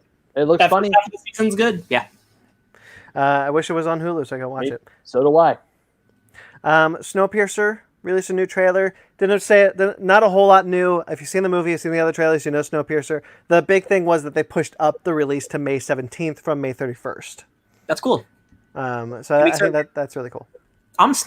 You said earlier, Brendan, that means that they have faith in that show. Yeah. That makes me really excited because I love that movie so much, and like I would love a long form version of that. And Jennifer Connelly's in it. Like it looks like it's got already a second season coming, which I didn't know. Interesting. Yeah. This is coming out. Snowpiercer's on TNT, right? Yeah. Yes. Okay. However, it was on TBS, then TNT. Yeah, Sorry, TNT first, then TBS, then Limbo, then back to TNT. It's had quite a ride. Interesting, yeah. At least it's coming out. It looks interesting, and also it's on cable television, so people are, they got nothing else better to do, so of course they're going to probably stay home and watch it. Yep. Yeah. This is for you and Sparks, Ryan and Sparks, because Ben and I have not seen the first film yet. Train to Busan presents Peninsula. This is the sequel to Train to Busan. Did you guys check out this trailer? Yes. Yep. Yeah. Funny enough, actually, Snowpiercer and Train to Busan almost have the same premise about getting from one side of a train to another. Funny enough, but one involves zombies and one involves government capitalism and stuff. Yeah. I mean, Train to Busan. Same thing, really. Same thing. We're all zombies. So this is a huge sequel. Whereas the first movie all took place in a train, this movie takes place in the big old world. It looks like a very different movie, way more action packed. But still, Megan actually brought it up. It is the same premise because if you think of what a peninsula is, you only have one way to go. And I'm like, they're still going down the one way. I'm like, it's smart. I like it. Train to Busan is legitimately one of the best zombie movies ever made. It takes the format and it twists it on its head a little bit, but the characters in Train to Busan are what are dope. And one of the main guys in Train to Busan is in Eternals as one of the main characters. So you guys, you'll watch it eventually. But I'm very excited about this. I am too. It looks really good. It looks very different from the first film for the most part. So I'm intrigued. It looks way crazier. Yeah. That's exciting. I really need to see the first one. Almost like World War Z, like level of like zombie insanity. Where's that sequel? It's not happening. All right, and so the last trailer, which Sparks you told us about, Cleopatra in Space. This is a new DreamWorks animated series from the same team who did Voltron: Legendary Defender, was one of my favorite shows. I was so excited for this until I saw where it's at. Me too. So was I. I was like, oh hey, this actually looks pretty dope. I might looks really cool. And then I'm like, never mind, I'm not gonna watch it. It's got a bit of samurai. It's got a little Samurai Jack. It's got a little Sherlock Holmes in the 22nd century. Yeah, which is a great pull, and I got that whole series on DVD. Hell yeah! It's got it's like, hey, here's this famous historical character flung thousands of years into the future. Sherlock Holmes in the 22nd century. That's what I said. You're right. I'm sorry, I don't remember Sherlock Holmes in the 22nd century. I will never forget that theme song. Never forget. Never forget. Yeah, I did want to just highlight it because I'm like, oh, this looks like one of the best things I've seen come out of DreamWorks TV animation in a long time. And it's 2D animation, which is gorgeous. Uh-huh. And then Peacock. Yep. Yeah. Hey, but it looks better than Fast and Furious. Yeah. Yeah. Oh, God, By the way, though, Peacock is coming out. Like, it's almost out. It's almost launched. Because the release date for the show is April 15th. Oh, yeah. Oh, I wonder if it's like launching like a date and date. I wonder. Yeah. I didn't even know. Where's the... Like, Disney Plus, people knew that shit was coming out. Yeah. People will know when The Office isn't on Netflix anymore. Oh, my God. Oh, Yeah. you know what? That's going to be the day. The day Peacock comes out is the day people go on Netflix and they're going to try and watch The Office. And it's like, where the hell is The Office? I haven't looked into it, but I imagine the Office contract must go for a little while longer yet because it realistically can't just stop the day Peacock starts. Yeah. Okay. There's probably someday, just like how I realized Ralph Breaks the Internet still isn't on Disney Plus. It won't be on Disney Plus until the end of the year because of the contracts. So The Office is still around for a little while. For at least end of the year. Random side note, you know what was messed up? I was going to watch The Two Towers on Netflix just to have something on the background while I did a chore in the house. Yeah, and then I went to look it up on Netflix and they took it off. And I'm pissed. I mean, it's no big deal. It's no big deal. I had the extended edition. It's Do fine. they only have 1 and 3? No, they had Two Towers and Return of the King. They were missing Fellowship. Oh, that's so weird. And now they're just missing 1 and 2. That's so weird. No, Return of the King's not there either. Well, this makes sense because it's all going on to HBO Max, so all those contracts are ending. Yeah. Oh, Batman! Remember the Batman thing? Yeah, so Batman and Batman Returns, and only Batman and Batman Returns are back on DC Universe as of 2 days ago. You tried to watch it; it was gone, but now it's back. Oh, Those two, not the other Batmans, not the other Supermans, none of that. I imagine that we'll be seeing a lot of this happen. Like, Disney Plus has had a couple of things leave Disney Plus because they got exclusive streaming rights to another service. I imagine as these streaming services launch and kind of like all the contracts expire and renew and whatever, I imagine we'll be seeing a lot of this. Yeah. All right, that's it. Anything else you guys wanted to add before we move on to our review? No, don't think so. Oh wait, no, that's just rumor though. We don't know that for sure. I was going to talk about the Nintendo thing that Ryan mentioned earlier today. Real quick. Yes. Yeah. I even forgot. Thank you, Ben. So it is a rumor, but Nintendo doesn't often have leaks like this, so this is probably true. If something like this substantial happened, the rumor was this is what they were going to present at their E3 conference or their Nintendo their E3 Nintendo Direct. Yeah. It is rumored that there's going to be a Super Mario All-Stars level collection. If you know what All-Stars is, that's a collection of some of the original Mario games that came out on the SNES. If I may, Mario 1, Mario 2, Mario 3, all of them upgraded with graphics to be 16-bit versions, and also included Super Mario The Lost Levels, which never came out in the United States until that point in the early 90s because the developers thought it was too hard for Americans. Yes, because we're babies. Yeah, that's the reason why we did get Final Fantasy. I don't see the lie. Yeah, there's a whole other thing with Final Fantasy, but it's Final Fantasy. We'll talk about that later. So yeah, the rumor is we're going to be getting Super Mario 64, Super Mario Sunshine, and Super Mario Galaxy all remastered in a collection. And then there's also the rumor that they're going to announce a new Paper Mario game. And Paper Mario is one of my favorite Mario franchises. They're open, like almost open world, flat looking role playing games where it's turn based like Final Fantasy. They made Paper Mario, Ryan. Paper Mario for the N64 was supposed to be the sequel for Paper Mario, Super Paper Mario RPG and Legends of the Stars that came out on the SNES. Yes. Yeah. But they I love those type of games. They made a Super Paper Mario on the Wii that's just regular Mario side-scrolling, and that game is not fun. I don't like that game. They kind of they took away what made those games special and just made another Mario game, just turned it 2D. I'm like, that's not fun. Don't do that. Make an RPG, baby. So if they're actually making a new Paper Mario for the Switch, that would rule my world. Dude, if they're making this collection with Sunshine, Galaxy, and Mario 64 remastered in HD, the Nintendo Switch would probably be the best console for retro gamers ever. Yeah. Because what the Nintendo is doing is like, you want to play all those games? Here's a Nintendo Switch Online, $20 for the whole year, and you get to play all these games for free. You want a bunch of the games, like a bunch of the Mega Man games that got re-released for the Switch, a bunch of it's just so easy to play old school Nintendo games on the Switch.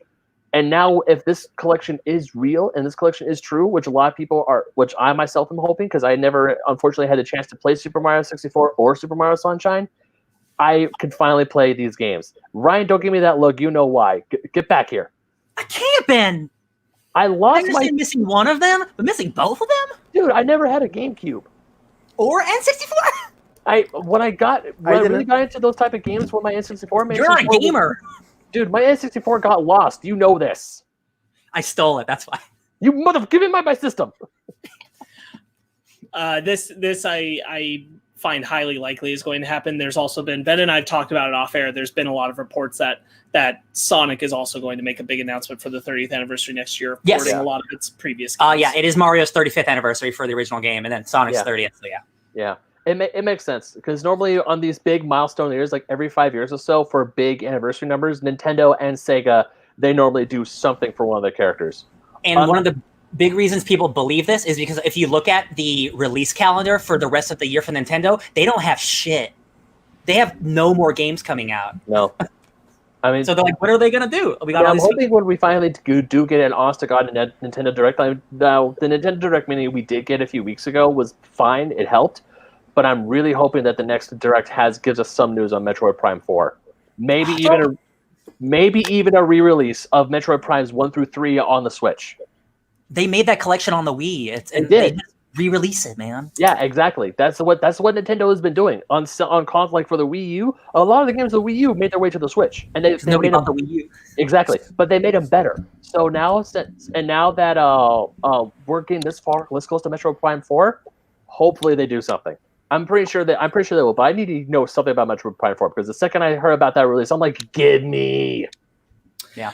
Star Wars Episode 1 Racer is coming. Yes! Oh my god, I completely forgot about that. Oh man. And I'm so pumped because that game was dope. I loved that game. No, I had that game when I did own my N64. It was great. My brother and I played that game on the computer with a joystick. What? Oh, it was so good. Who'd you race as? So good. Do you remember who you raced as? No, I don't. I'd remember the pod if I saw it. Was it the green one? I don't remember the character. Huh? Was it the green one? I think it was the one that did the X's. Oh, okay. I had the Game Boy. I had the Game Boy Color. Get the Star fuck Wars. out of here.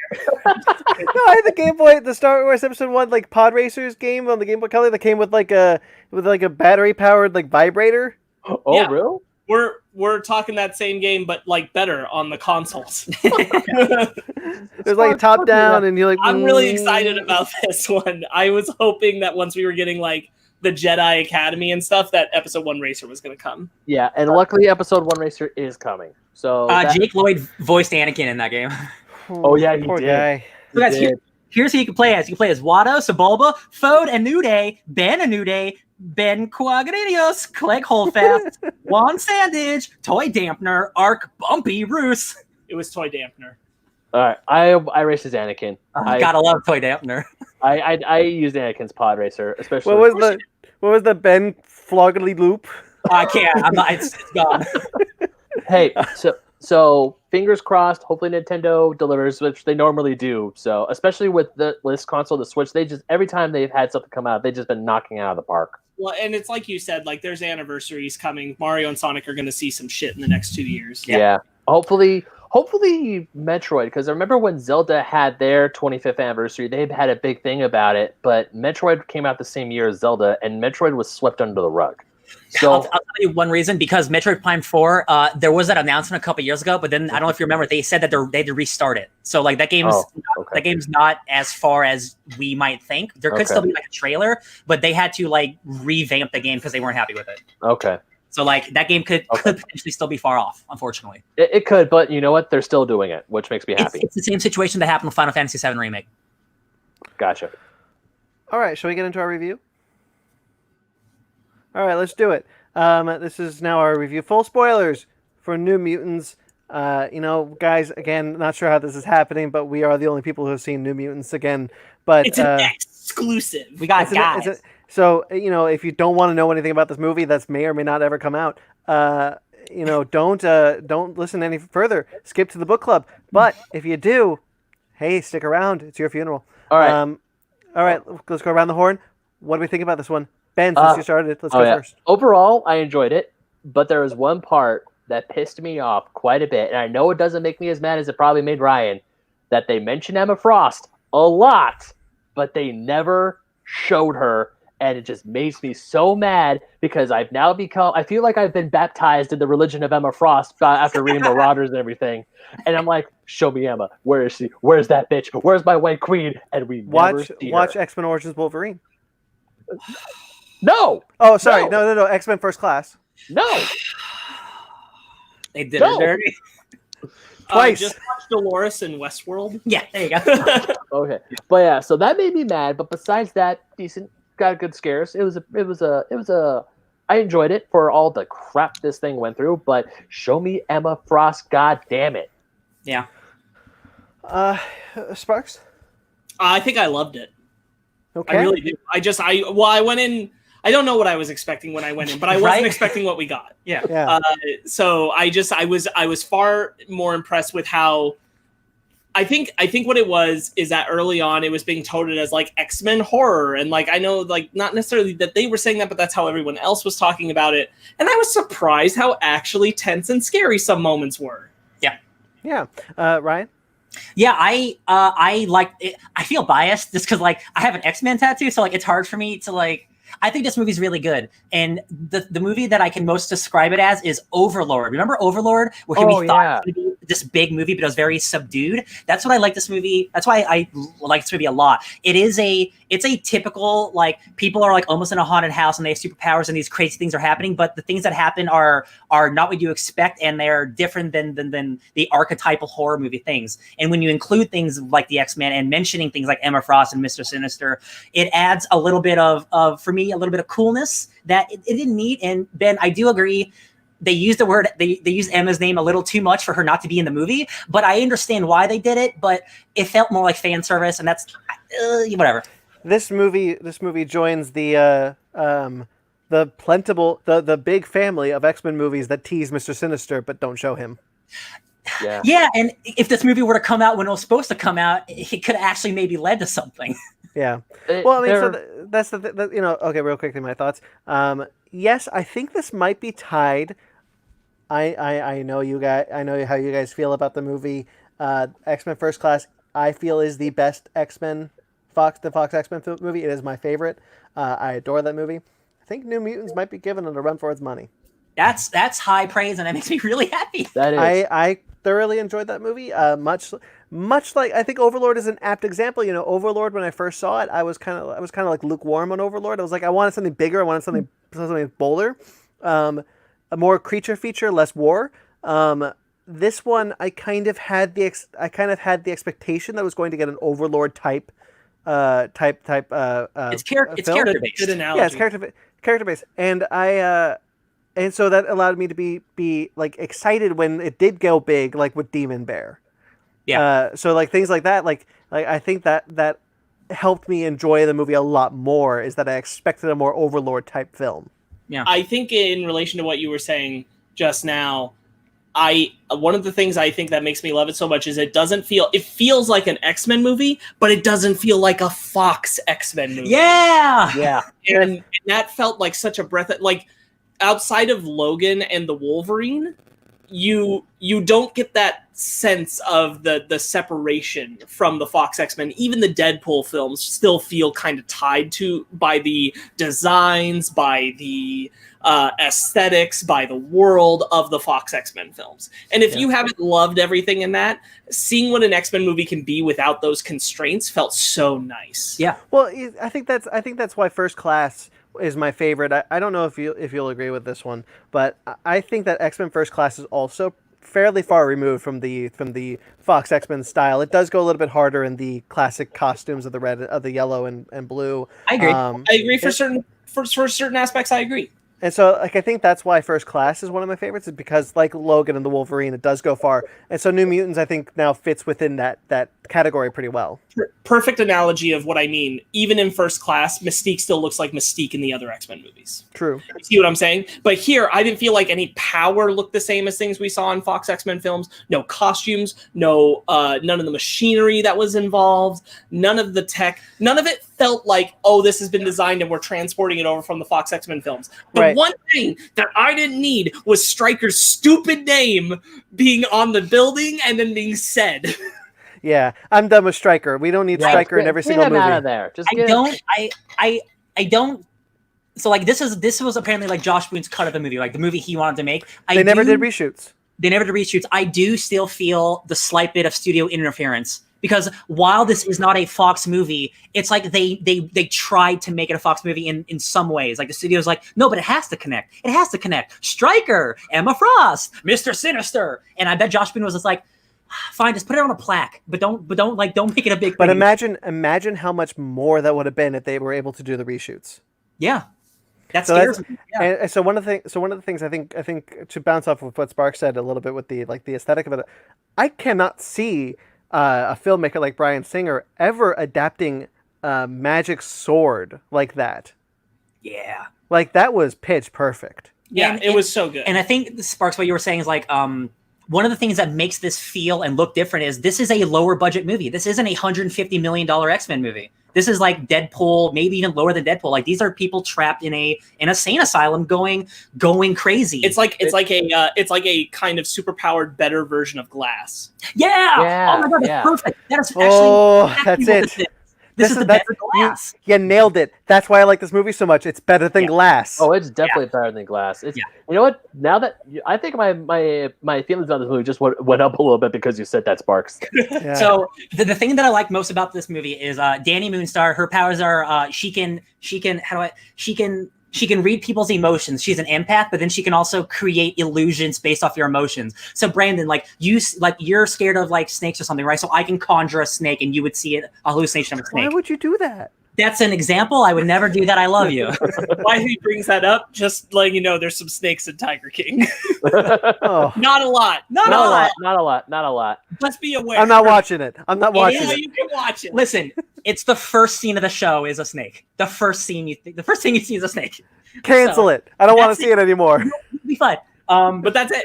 Anyway, the reason that I enjoy this movie is because the trailers indicate that like these guys are experiencing these crazy things that the doctors are making them experience it. It's not. It's Danny, and they're using Danny to manipulate the other mutants into seeing their realities. And I like that so much because that's such an interesting way of using a superhero's powers against their friends. And like the moment. Yeah, it's also interesting because like the doctor thinks that they're crazy. And they're not just like, she knows they're mutants, but she thinks the reason why people are mutants is because they're insane, which is why they're in the asylum. I think that's a really interesting place to take it. She's oddly like she's bad, but she's oddly sympathetic because she really wants to help these people who she thinks cannot be helped. Yeah. But she's clearly has her own problems because of her past with mutants and stuff. Well, it's her prejudice towards mutants. You know, her prejudice toward her. She thinks she's helping these people. You know, taking it a little further, you know, you start to think like, you know, people who try to help gay people try not to be gay. It's that sort of thing where she doesn't think that what she's doing is malicious. She doesn't think that what she is doing is for evil intent. She just thinks that the cure for mutantdom is in the mind, which it's not. And the problem is when you are experimenting on someone like Danny, who can do these radical things like make you hallucinate your worst nightmares, that has huge ramifications on the entire complex. So she's not only messing with her friends, but she's messing with the staff too. Like there are other characters that are helping the doctor in this, and like they're side characters, and some of them die, but like they didn't deserve to die. And but it's also not Danny's fault. And that's why I find it so interesting, because it paints Danny in like she's the victim, but also the bad guy. But she's not. She's being horribly experimented on. Like I think this movie's awesome. Yeah. I really, really like pretty much the entire cast. I really like. Yeah. And the way that the characters come together reminded me a lot of it's like a more true to life interpretation of the Guardians coming together in prison in Guardians of the Galaxy. Yeah. Like that's more comedic, and this felt in a similar vein. Yeah. But it's them coming together in a more serious and sincere. Like they're all kind of like hurt or damaged people, and they all find value in each other. Yeah. And I think this is the best Maisie Williams has been in years. God, dude, she's so she good. was really like, I think she was really great in the early years of Game of Thrones, and I think like her performance in the last few years like got a little like, I chalk it up to writing and stuff too, but like it just got a little lesser. That she was a standout as an actor to me, and then she did an appearance on Doctor Who that was also kind of like, oh, okay. She also like in Game of Thrones, like she literally lost her like emotion. Exactly. But here, she was killer. She killed it. And I knew going in, I was probably gonna like her, and I was gonna like Anna Taylor-Joy. Who I didn't expect to like so much was Sam. Sam Guthrie. Cannonball. He killed it. Yeah, he killed it. That's a kid from Stranger Things. Right, from Stranger Things. Yeah. No, because Maisie Williams' performance in this one reminded me a lot of seasons 2 and 3 of Charlie Arya. Keaton, that's his name, sorry. All right, yeah, but seasons 2 and 3 of Arya from Game of Thrones, where she's on the run, she has like, it reminded me of a lot of what she was doing back then. Yeah. But you're right, she was killing this, and I think one of my favorites is, I forgot her name, but it's the blonde girl. Magic. Yeah, her. Oh, I love her. Played by Ileana Rasputin. Played by Anna Taylor-Joy. This has an interesting effect that Cabin in the Woods had, or Red Dawn. And I've picked those two because those are Chris Hemsworth movies that were delayed for 3 years. Oh yeah. This has an interesting effect that we're seeing these people almost 4 years ago now. Yeah. These are how they were 4 years ago. So I just watched Anya Taylor-Joy in Emma. 3 years ago. I mean, when they film it. They filmed in 2017. Oh, okay. So like I just saw Anya Taylor-Joy in Emma, and like the difference of these two actresses is crazy. Yeah. This movie took so long to come out. Like, see, this could have been a star-making turn for Anya Taylor-Joy if this came out. She's been doing fine. She went from The Witch. She was in Glass and Split. And Split was the thing that I think put her over. Mm-hmm. I'm just saying, this came out on time. This came out when it was supposed to. It would have helped. Yeah, sure. Oh yeah, she's doing fine. And again, I think having a low budget. Charlie Heaton needed this more. Yeah, because he's kind of left behind in Stranger Things. I think having a low budget, anytime a creator has a low budget, that makes them think harder on how to do practical effects and how to do special effects. So the effects on Rain when she turns into a werewolf are practical most of the time, and it looks good. It's Maisie Williams in like a wolf outfit, and like it's not cheesy, and like they use shadows so well, where it's like she's always kind of like lurking in the darkness before she pounces. What is it? Necessity is the mother of invention. Say that again. Necessity is the mother of invention. Yes, that's beautiful. Yeah. Low budget films always find, especially if there's a clear passion. Mm-hmm. Low budget films always find a way to look great. Yeah. And I really feel bad for the filmmakers when this movie was coming out, because people were talking about how bad it was going to be, about all the drama that this film came out. I could see the passion behind this film. The reshoots, we now having seen the movie and seeing that there is passion in this movie from Josh Boone, we can now be confirmed that those reshoots were Fox executives being like, no, make this more. Make this more X-Men-y. Make this more X-Men-y. Let's make this less horror. I like the horror.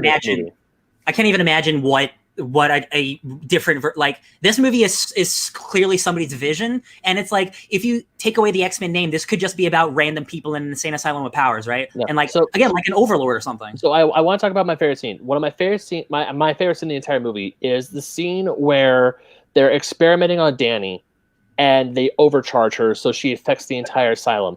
And we go to each one of the new mutants one by one, and they're hallucinating about their worst nightmare. Like when Maisie Williams, when she sits in the confessional booth, and she's trying to confess to the priest, and it revealed that the priest is the wolf that she turns into, and is about to eat her alive, is freaking terrifying. The scene where Magic is seeing all of the people that she's killed come for her out of vengeance, and she's just fighting back. No, she's like, I killed you once, I could kill you again. And they're just like, you can't do this to us again. You remind me of Age of Ultron. Yeah, it's really too bad that we're not going to get a Colossus Ileana with Anya Taylor-Joy. I just like this whole cast, like obviously like Magic is like the standout like for fans. Magic is a standout fan character. She's spunky, she's sassy, she murders for fun, but she's also got a heart of gold. Like she would be the one to pluck and put into like the new era, but like that's not fair to everyone else because I think everyone's really good. I think everyone's really good in this movie. Of every single X-Men cast that we have seen, and I know there were a lot of people saying that just bring the first class cast. What I don't know, don't do that. I'm sorry. In fact, don't have Xavier Magneto. Anyway, of all of the casts that Fox has done for the X-Men, this is the one that you pluck and put into the MCU. Yeah. Yeah, and they could. It's unfortunate that it does still require some establishment of like mutants existing. Yeah. They put themselves into a weird corner because there is that small Deadpool nod, which is when he's on the TV screen for the commercial advertisement on the news. Yeah. It's funny because that didn't bother me because it wasn't so overt or anything. No. It doesn't bother me. What I'm saying is they're in a weird space because we know Deadpool's moving forward. Oh, true. Yes. And that puts them in a weird place where Deadpool can be the string that connects them. But again, you still have to live in a world where mutants existed. I actually only saw that as just like a nod to Deadpool, really. I just saw that as a quick... Well, but 3 years ago it would have been, but now with the context that we have, that Deadpool, we know that Deadpool is moving over to the MCU almost as is. It does create a new context completely that didn't exist 3 years ago. That's a good point. I don't think they would have put They could have easily removed that. I don't think they would have put Deadpool in there because, like, oh, hey guys, look, Deadpool, Marvel. Like, there's nothing, like, if you're listening and you don't care about spoilers, there is nothing Marvel related. There is no tie-in to Doctor Strange. This is a self-contained thing. With that being said, there isn't any reason why it couldn't be in this universe. They never say it, but obviously it's not. There's no mutants in the MCU yet. Well, I mean, what Sparks is saying is the biggest hurdle that the MCU has to get over, especially with moving things like New Mutants or Deadpool over to the MCU. The biggest hurdle is that, as far as we know, there are no mutants in the MCU. Yeah. In my opinion, if they just get over that hurdle of however mutants are established, and you just bring in these characters like further down the road by years from when we last saw them, and they just start showing up in the X-Men films, I wouldn't care. I'd be like, go ahead. There's no reason that this movie doesn't take place 2 years in the future. You know what I mean? Like when it's more established. Yeah, because they keep things so minimal in like the tech or anything like date related or anything. Again, like the only thing that kind of isolates it into a date at all is we know Deadpool exists. Yes. Yeah. It's kind of like how I always felt like if you really wanted to, there were a lot of rumors that Wesley Snipes was going to return as Blade, or in some capacity because there was a comic book coming out with Blade's daughter that they canceled. I feel like Blade is one of those movies that if you just wanted to, the three Blade films exist in the MCU. Yeah, it's easy. I feel like it is easy to place. You're those saying movies. if we were still having Wesley Snipes as Blade. If we were having Wesley Snipes as Blade. Sure. So I think how crazy is it that we still have no idea when that movie's coming out? That was just for publicity. That's not happening. That was to kill years. Blade on TV. Yes. Spike TV's Blade.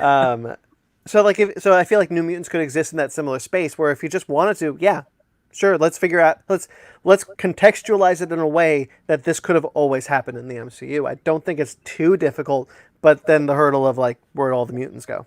Yeah. But I mean, like, what's going to decide how that works? However they decide to handle Deadpool. Mm-hmm. Yeah, true. Because we really don't know what that's going to be. It's true. I thought what Ben brought up, like those scenes were really good. I think that the whole finale was awesome. Yeah, it's far more emotional than I thought it would be. It turns a big like climactic like battle against demons and this giant like manifestation demon bear, but also making it really emotional, like dealing with what the characters are feeling inside because the demon bear is not real. That's the whole point. He's not real. Demon bear, however, sits with the Annihilation Bear as my second most terrifying bear. With smoky eyes. That's really good. It reminded me a lot of the we just talked about recently, but the rhino thing from James and the Giant Peach. Oh yeah. Remember? Oh yeah. Foreboding like that. Yeah. I really like that Danny didn't kill the doctor.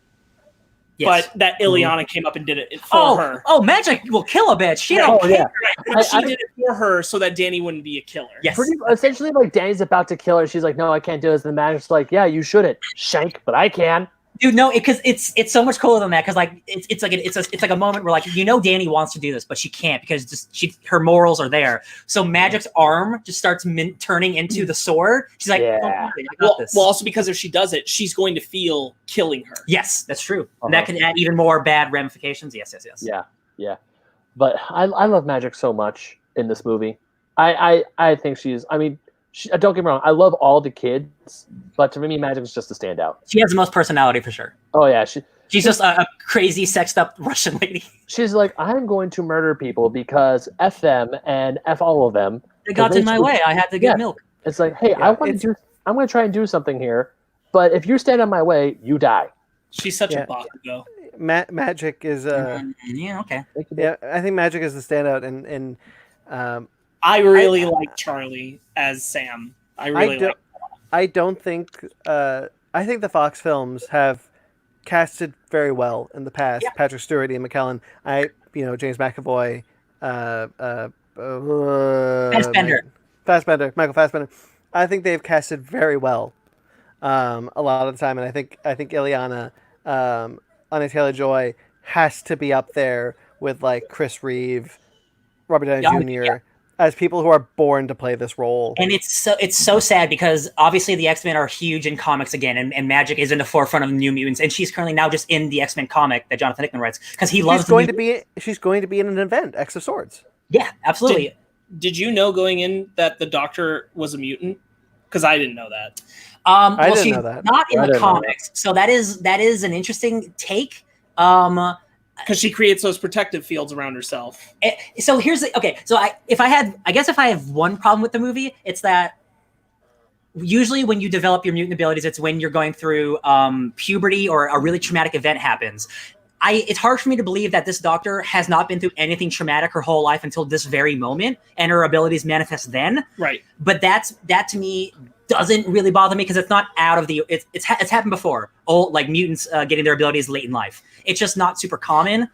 I just feel like the reveal about it could have been timed better in the film. I even think it didn't really even need to be in the movie. But again, I think that's trying to make her be a little more sympathetic. She's like, oh, I'm the enemy. Maybe I'm not the enemy. Yeah, I kind of do like the timing could have been better, but I do like just her realization of, oh crap, I'm the very thing I sought to destroy. Yes. Like she was like, oh my god, I had this thing, and then she realizes what she's done, and Dan's like, you've done all these horrible things, and then Magic just coming up and just stabbing her in the back was like, okay. Yeah, okay. She did. The Doctor did have it coming. She was doing some really horrific things. Oh yeah, like, she totally did. There was like an inkling of like, you could have been good. You could have been good. You could have. She played things differently if Magic wasn't a person at this thing. Doesn't Danny say that you could have helped us in a better way instead of trying to change us? She's like, oh, you're right, I did, and I could have. Doesn't Danny say something along those lines, or is it just? Well, because she was indicating how like she was like saying all the things. She just also proved that she didn't believe them. Yeah. And that was the whole thing, is that like she said all the things that could have helped Danny, and then her actions showed that she didn't believe them when she said them. Yeah. And so Danny was like, you had the power, you could have done this. Yeah. Real quick, we haven't talked about Roberto da Costa, who is Sunspot. He's a dude who lights up. He is the jokester. He is the ladies' man. Like, I thought he was really good. He probably has the least screen time, which I found surprising because in the New Mutants book, he's the lead. He's the star next to Magic. And Jonathan Hickman writes him very well. So I figured that it would have been Magic and Sunspot's movie, not so much Magic and Cannonball's movie. I thought that was a good take. Yeah. So we live together. We're all in sickness. Sparks and Ryan are not 6 feet apart. Yes, Solo Wookiee, they are not. Guys, can you please? Cool, yeah, I got you. So I really like the New Mutants movie. Yeah, I definitely feel like they gave him the least to work with, writing-wise. But he still worked when he was there. Yeah, and I liked everyone else so much that it didn't. Yeah, there's enough characters. They do. All of them do get their moments. I guess just as a Robert Acosta fan, I kind of just wanted more. But again, it's not like he's bad. He's just underused. Yeah. Isn't that just the Fox X-Men slogan? Yes. Yeah. 100%. Do you guys remember in Dark Phoenix there was a guy who whipped his hair and stuff? Yeah, Yeah, what's his name? I don't know. I don't remember. Was there? Yeah. I don't remember that. I bought Dark Phoenix. Maybe I should buy Rise of Skywalker. You want to know something shitty? I'd probably watch Dark Phoenix before I watch Rise of Skywalker. Me too. I think I need to watch. I Dark haven't Phoenix read again. the newer run. What part does the New Mutants do their take on, or did they wing it? It's its own original story. Yeah. The New Mutants are It's they loosely based on the original. I yes, think, but the like original none comics. of them were locked in an asylum like it's a closed space. Like it was them dealing with the demon bear stuff, but it's like everywhere they go. Yeah. I The don't new think run's great, Solo Wookie. I don't think I have much more to add. I Nope. got nothing much. I got nothing. We all All saw right. this movie and we really liked it. We definitely saw this movie. Ben, what would Yeah. you rate it? Oh, I give it an 8.5. 8.5. Oh yeah, it's solid. It is a solid. I mean, minus the whole talking about Emma, but not really showing Emma and doing nothing with Mr. Sinister, but talking about Mr. Sinister and not doing him. And besides that, pissing me off. Everything else, top notch. Sparks. Yeah, I'd give it a 9. I really, really enjoyed it. I went in nervous for a Fant 4-stick situation and got the opposite. So Yes. Oh Sure. yeah. very happy. Ryan. I'm very surprised that this came out the way it did. Can't believe they didn't have more faith in it. Yeah, again, like when the movie's so good. Yeah, I'd give it a 9 as well. The thing that bums me out the most is that this might be the end of these guys, like these actors who got the we're new X-Men, not anymore. I think they're all really good and they're all really well cast and they all represent the characters from the comics very well. I really hope they get a second chance in some way, even if like Disney was weird and be like, hey, just do your own thing. It doesn't have to be connected, and I know they're not going to. But I think there's a missed opportunity to not use this cast again. I really do. Oh yeah. I gave it a 6. I think Inverse that, it. I gave it a 6 because of the mention of Stryker. Okay. Knocks a lot of no. I give it an 8.5. I thoroughly enjoyed it. Right up there with some of my favorite X-Men films. I have been a fan of the Fox X-Men films for so long. It is sad that this is the last nail in the coffin, but it's not a bad nail to go out on. Yeah. Certainly better than the Dark Phoenix. So you know. We don't need real quick. no education. There's a deleted scene of the Dark Phoenix's alternate ending that is 1,000,000 times better than the actual ending of that movie, and it pisses me off they didn't go with it. What's the ending? It's just Charles Xavier giving a speech. And it's him at the mansion, and it's like everything's done, and he just talks about his life and the X-Men, and it's just him getting into his car without any powers, and like him like putting his legs in the car and having to do stuff, and it's like it's so powerful, and I'm like, what is wrong with you? Why did you? I don't like that original ending. You didn't? No, I You didn't. You like the movie ending better? Yeah. Oh, it sucks. I mean, look, I would have preferred the 2-parter Dark Phoenix ending that they initially intended to do, but you know. All right, let's talk about the other big release of the week, Cyborg. I didn't see this one. Did you guys? No. I saw it. Yeah. I was surprised that they. No, I'm sorry, I can't. All right, let's get into our book club. Really fishing for something there, huh? Well, I luckily hate you. Cyborg is in this one, and it did come out, and it's actually really, really All right, good. Ben, Yeah. it is your book club. It Take is. it away. And my book club this week is Justice League Volume 1 Totality by Scott The totality. Totality. What did I say? Totality? Wow. Totality. Yeah, you did Totality. Dualities. Totality. There's another T in there. By Scott Snyder, Jorge Jimenez, and Jim Chung. Yep. And this is a pretty, for a first volume, because normally when they do these volumes, like DC, they normally just put in 6 issues, but this one's 8 issues. So it's pretty. 7. 7 7 issues, but we got an extra issue. Rad. But Yeah, You get because- an issue for every main member of the league because they did variants for them. I saw the Jim Lee variants at the end. That was really cool. And I can see why Justice League, this was Scott Snyder's run of Justice League is Brandon's favorite. I loved this book. I loved reading it. I was laughing. It was suspenseful. I loved how they brought in John Stewart, the Green Lantern, how they brought in the Legion of Doom. I loved like all the things that Lex Luthor does in this book just screamed Lex Luthor. I'm like, Lex Luthor is the standout of the entire run, I have to say. oh man, Lex Luthor is great. Superman is great. just like the League's banter between like the first part of the book where we see the League doing their thing, like when they're all trying to imitate Batman's voice. But even that's good. Yeah, The payoff at the end with Superman, like, oh shit, that is good. You know what that reminded me of? What? Language. Language, yeah. Oh, a little bit. But one of my Ultron is too good for us. Yeah. But one of my favorite characters in this book is John Jones, the Martian Manhunter. Oh, sure. It's him and Lex Luthor. They're the standouts of this book. No, it's him, Jon Stewart, and John Jones. Those three. Lex Luthor being the first one. They're stand out in this book. And so real quickly, the reason why it is 7 issues is because the 5th issue, I think it is, they try to make it every 5 issues. They do a Legion of Doom interlude on the Justice League run. So the reason why it's 7 issues collected in this train is because of that Legion of Doom interlude, because the arc ends at issue 7 instead of the traditional issue 6. Yeah. And I agree with you, Solo Wookiee. Cyborg in Doom Patrol is the best cinema version, indeed. Heck yeah, dude. Oh. Booyah. Hell yeah. Booyah. Except for the cinema version. I mean, the TV show's pretty good. Although that animation, yeah. Oh, I didn't read that bit. Animation. Yeah, you're right. Because he basically feels like that character, but better. We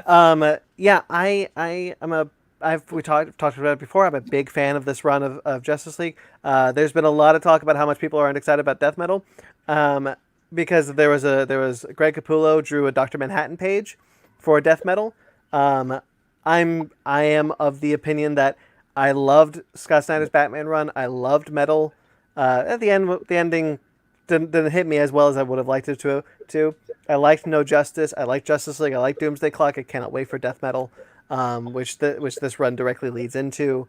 So I had a blast rereading this, especially having read the final issue and seeing what had carried over, because it's been a couple of years. I forgot what happened in this book. Yeah, I'm just glad that because I picked this up. I think I picked this up at LA Comic-Con last October, and it's been sitting on my giant pile of graphic novels I need to read. And this along with Patrick Gleason's Superman Rebirth run, I'm going to be hunting these books down. I'm going to be hunting these trades down. This was just so much fun to read. I'm kicking myself a little bit for not catching up with Justice League. But at the same time, it's like now I have them all. I could get them all collected, and they'll probably be a little. I don't know, maybe a little bit cheaper, or who knows. But I'm just glad I'm going to be picking these up because I want to know what happens next. This is the best Justice League run in probably since before the New 52. Oh my gosh, it's the best Justice League in 10 years, like for real. Oh god, I was picking. So up happy Justice you League guys from think that. I was picking up when I was reading. I was reading it. No, I was picking up the Justice League run too, and I enjoyed most of the Justice League run. But when I'm reading the Justice League run for the first 7 issues of this, I'm like, this is no disrespect to Jeff Johns. I love Jeff Johns, but this is so much better. I went back and reread the first arc of Brian Hitch's Rebirth launch of Justice League, and I was like, I remember liking that fine. It's fine. Why did I drop it? And I went back and I'm like, oh man, it's just not as good. Yeah. It's just not on this level. You miss Per Ounce's Just Us League? Oh yeah, it's the Just Us League. Just Us. I pronounce stupid. Here we go. Stupid phone. Stupid phone. I'm a. Just to give you a little sizzle, Ben. If you're going to keep going, it only gets wilder. I'm going to keep going. One of the things I really like about comic books right now, in just kind of around the board, is how like bonkers they are. And bonkers is a really good word because everyone is just. All the books I'm reading are just. Like, we're throwing everything we can. Yeah. We're going as big as we can. We're doing comics. We are not limited by budget. No. And that's kind of like pushed to make Justice League that Scott Snyder did. It should be. It absolutely should be. The opening starts with Martian Manhunter turning into a dragon and blowing up the moon. That's so cool. Or even when one of my favorite Batman has bombs in the moon, Yeah. and John's like, Batman, you gotta launch those bombs. He's like, what are you talking about? He's like, Batman. It's like, he goes to Bruce, and he's like, no, but also I just love it when Lex Luthor is talking to Vandal Savage, and he's like, and he brings in the Legion of Doom, like this part right here where he says, "You need a damn Legion," and then Joker's like, "Language, Lex. There could be bleeping children watching." Can you believe this is the first time the Legion of Doom has existed in comics? They've never existed before now. It is interesting. Can't believe that. I would have sworn they have always been the Injustice League, never the Legion of Doom.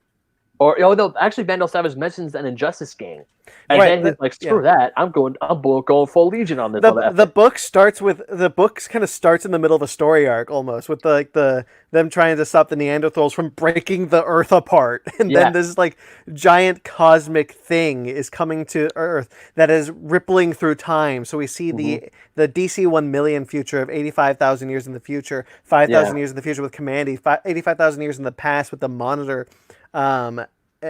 And then we see like the kind of this like tribunal council of Ganthet, the Phantom Stranger, Hera, Shazam, I think, is there.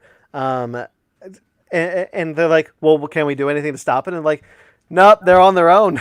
Yeah. No, also, I love Jon Stewart in this book. And the ultraviolet lanterns. The ultraviolet lanterns. That was such a cool, because they're like, there's an invisible spectrum. Oh, that tattoo just materializing on the finger. I was like, this is so rad. This is so Still cool. Force. The Still Force was actually introduced in the Flash run that Joshua Williams is doing. He introduced a bunch of new forces. And so the Baby Turtle. That was so cool. Man, what's with Scott Snyder and putting babies on people? I know, right? Donny Cates did it too. Oh yeah, like Darkseid and Batman. Yeah. So so the Still Force and the ultraviolet spectrum, such interesting ideas. The ultraviolet spectrum of being this kind of unseen spectrum of emotion, like the emotion that you like push deep down and you don't admit to yourself. We know that Jeff Johns did a great job expanding the emotional spectrum of the Lantern Corps, and introducing a new one is always difficult because of what happened, because of what Jeff Johns did. But having like Earth fight back. And this is, by the way, indicative of the run. This is kind of the whole run. The entire Earth fights back by choosing life, and the whole Earth becomes a White Lantern. Like seeing the White Lantern What symbol. the hell is so cool? Transported into like a dark dimension, Umbraxis, and it's like this evil dimension that the invisible spectrum works on. This evil like parallax almost dimension. This Umbrax, like you said, like ultraviolet invisible spectrum. Dimension is so weird and cool and bonkers, and it's just so crazy. But all right, I love this book. I have one. It's not an issue. It's a very it's 7 issues. It's a very personal thing. Lex Luthor is Dr. Doom in this book. He is very much Dr. Doom. And Lex Luthor has never time traveled like this before. He has so many. I like my Lex Luthor to be a man trying to stop a Superman. There is nothing about this Lex Luthor, and this isn't a negative of the book, it's just my feelings on the character. This Lex Luthor feels like he can beat Superman like willy-nilly. Like it's not a man trying to beat a Superman. Lex Luthor is a god in this book. He doesn't feel like the Lex Luthor of old, which is not a bad thing. I just wish there was I don't know, like almost like the Harley Quinn jump. Like this Lex Luthor is now a quantum level threat to the universe that I never felt he was before. Well, what I find interesting about this Lex Luthor is that he is the businessman, and for a while, like obviously for those of you who don't know, in comic books, Lex Luthor became a hero.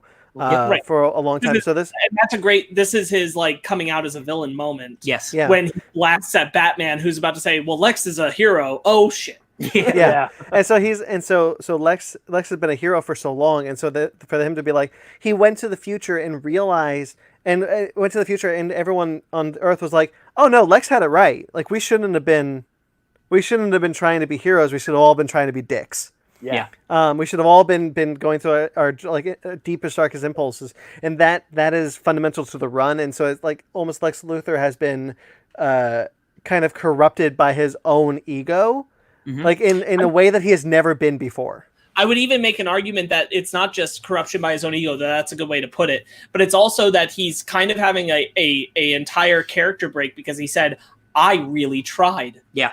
I really tried to do the good guy thing, and I found out it was bullshit. Dr. Doom just for me, it was bullshit. And so, I agree. But I think he's in the right place, because I don't think if they'd done that run of him being a hero ever since Rebirth started, that this would land as well. But I think because that was the case, this feels like a nice progression. Like if you're going to turn him back into a villain, I like that it's this. Yeah. That like, breaks his mentality about what he's been trying to do, rather than just like, nah, psych, I've been a villain the whole time. I don't have a problem. I thought this was going to go. I don't have a problem with him being a villain. I just think I know. his power set isn't representative of a normal Lex Luthor that I'm used to.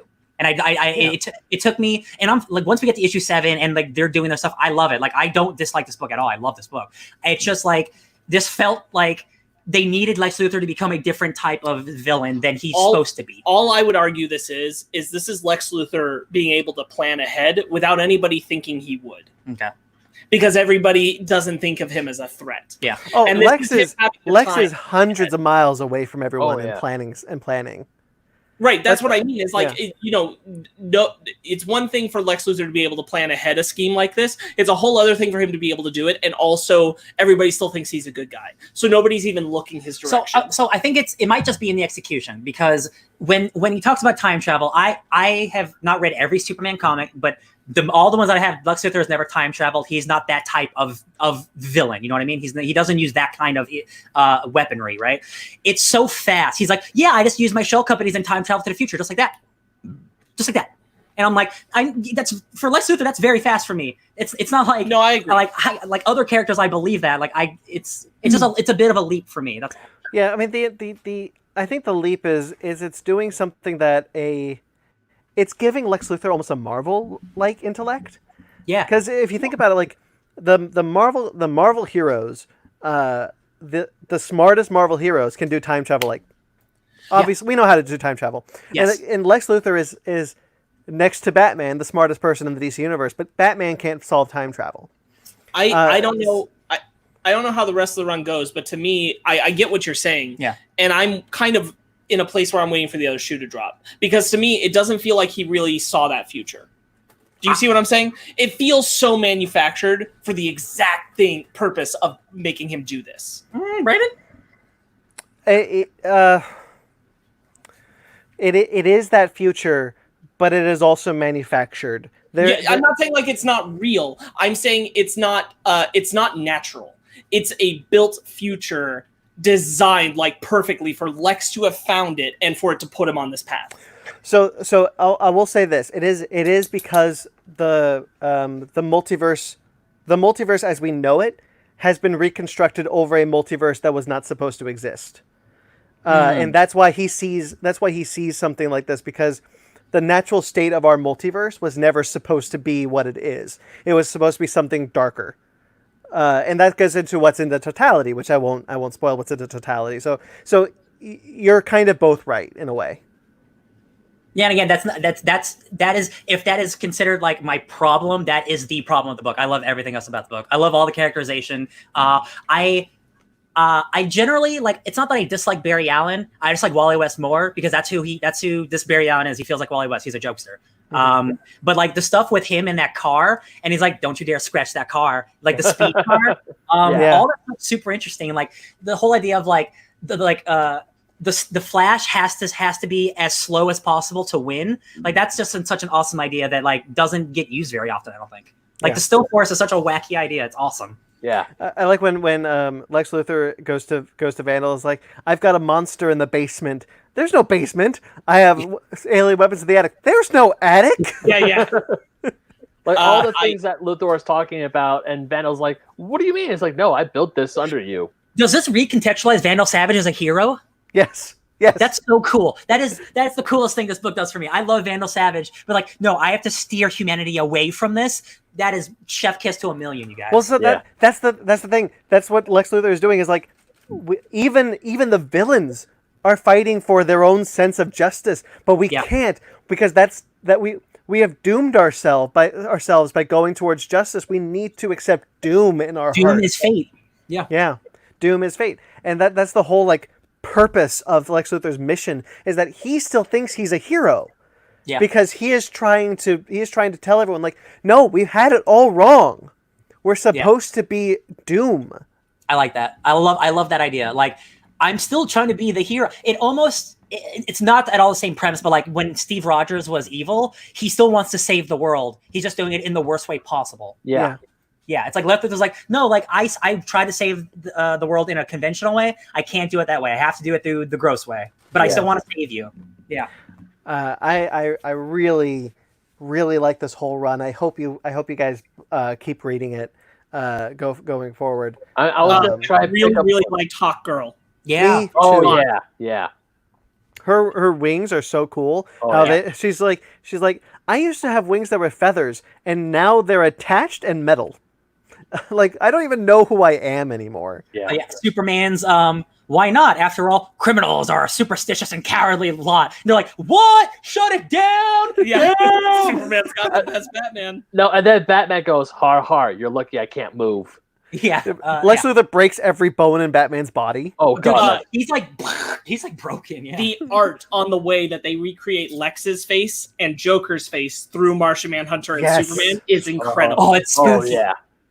So I initially, when I first read this years ago, I thought it was weird that Joker was on this team because he's a wild card. Like I wouldn't imagine Lex Luthor working with him, but it makes sense now. And the Joker in this is so good, and he's drawn so spooky. Like his demeanor with the smile, it is scary. And he has a chainsaw in his head. All right. He's actually not. He's actually not in the book anymore after this. Oh, that stinks. I was actually looking forward to more of that. Because Tom King, no, not Tom King. Someone was using Joker, and so they had to remove him from the book. I think. If it was 2017, then it probably would have been Tom King. Yeah. Yeah. I think. Well, then yeah, that would be like the wedding stuff and before that. Yeah. So then that would be the case. War of Jokes and Riddles. When Batman gets back to Lex inside Superman's body, and he's like, "Batman, but you were eaten by cells. I saw you." And he says, "Kryptonite ring, Luthor, mutated or not, it's small. It's still Superman's DNA. You brought kryptonite inside Superman." There's a lot. Oh. This might be. You did this? No, hold This up, might be my favorite Brandon, Batman. Hold up. There's a great quip at the beginning of the book. So it's like when they're talking about the Hall of Justice, and the items in the trophy room are all depowered still. A committee called in Batman to ask why he believed the display was secure. And don't say because I'm Batman, quit one senator. Batman responded that if they doubted him, they should give it the best shot. At which point, it's possible, if you slow down the footage, to see Batman's face form with to what some theorize to be his version of a smile. I read an interview with Scott Snyder about when he took over Justice League last night because I just want to refresh on his feelings and what he wanted to bring to the table. And a lot of people mentioned that Batman's really funny in this book, where he's not as funny in his regular book. And he's like, yeah, I really wanted to try to do something different with Batman. And if you actually read my Batman book, he is pretty funny, but everyone surrounding him is so dire that when you get brought into this Justice League where there's so many different emotions going on, he's allowed to be a little more silly, a little more human. Well, this is I feel like the Justice League run we should have gotten when Rebirth started, because if you read his Batman run, at the end of his Batman run, Batman is renewed. He's refreshed. He becomes his scars are gone. He's a new man. He's a younger man. The best version of himself. Yeah, he's the best version of himself, and he is more lighthearted than he was before he had quote unquote died. And then when Tom King comes on the book, it's fine, but we had a whole Justice League run that didn't utilize that. Yeah. With Brian Hitch. And then this finally was like, no. At the end of my run, he was this, and so I'm going to keep using that Batman. I really like that. It almost kind of I hate to say it, almost kind of erases Brian Hitch's run from canon. Because you could just read Batman to Justice League and it's fine. Yeah. It's unfortunate that it's kind of a filler run. It happens. It's not that it's bad, but it's just it doesn't do anything out of the ordinary. It's it's there to be there. Yeah, and that's it's there because we need a Justice League book. Yes, it's not always a bad thing, but you'd think when you're relaunching your entire universe, your main book should be the main book. Yeah. And it took until Scott Snyder left. The only thing that you needed is that for this story to work where they're at for the Justice League Totality story, Superman has to be a trusted member of the team. And where Rebirth was, Superman couldn't have been that, which is the one thing Hitch was trying to work through. Is it was Superman's first time being part of the Justice League, the old Superman that's now the new Superman. Oh, right. Because the new 52 Superman had died, and they had to work through that hurdle. So this couldn't have gone there in the same way. That makes sense. Because they had to work past that kind of growing pains. Gotcha. Yeah, that's true. I love the Legion of Doom interlude, the art by Doug Mankey. Yeah, that is a gorgeous looking book. Yes, it is. This entire This has 3 artists in this book. It has Jim Chung, who does the first issue and the last issue. And then it has Jorge Jimenez, who does like the main book. And then it has the one mini book with Doug Mankey. And all the art is incredible. I normally have a problem with this in books because I like consistent art between books. But the stories are different enough between the first and the last and the middle and the mini issue where it doesn't bother me at all. And it all looks great. Yes. So you just brought up a great point. I watched the Kubert School Live with Dan Didio, which is an interview that Dan Didio did recently. He's very candid in it, where he talks about the problems of the New 52 and Rebirth. And honestly, I agree with him. I don't think 5G was the way to go, but I even think he thinks that now. But he doesn't have an opinion anymore. So I think that I think that's well worth a listen. But one of the things they said was that Marvel has it right. You want to get people Wait, sorry. Marvel has it right was a different topic. But one of the things that he was talking about was like, you want to get people invested in a book, you got to get writers who are invested in the book. You have to get writers who the audience will read week to week and say, I am just as invested as this reader is. Look at Donny Cates' Venom, Al Ewing's Immortal Hulk, Scott Snyder's Justice League.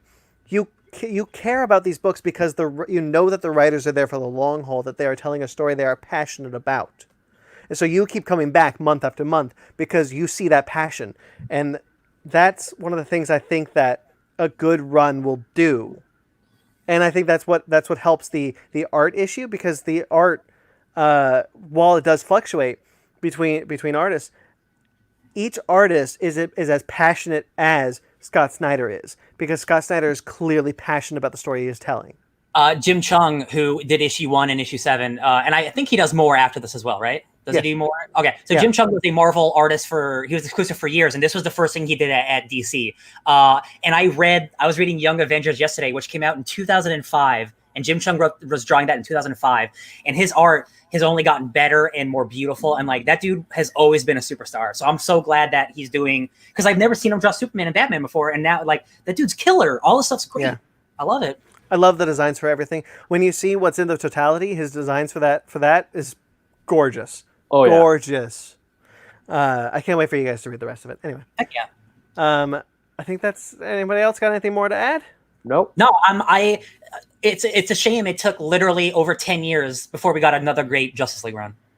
I like where Jeff Johns is. I like the end of Jeff Johns' run. I'm talking about as a whole, though.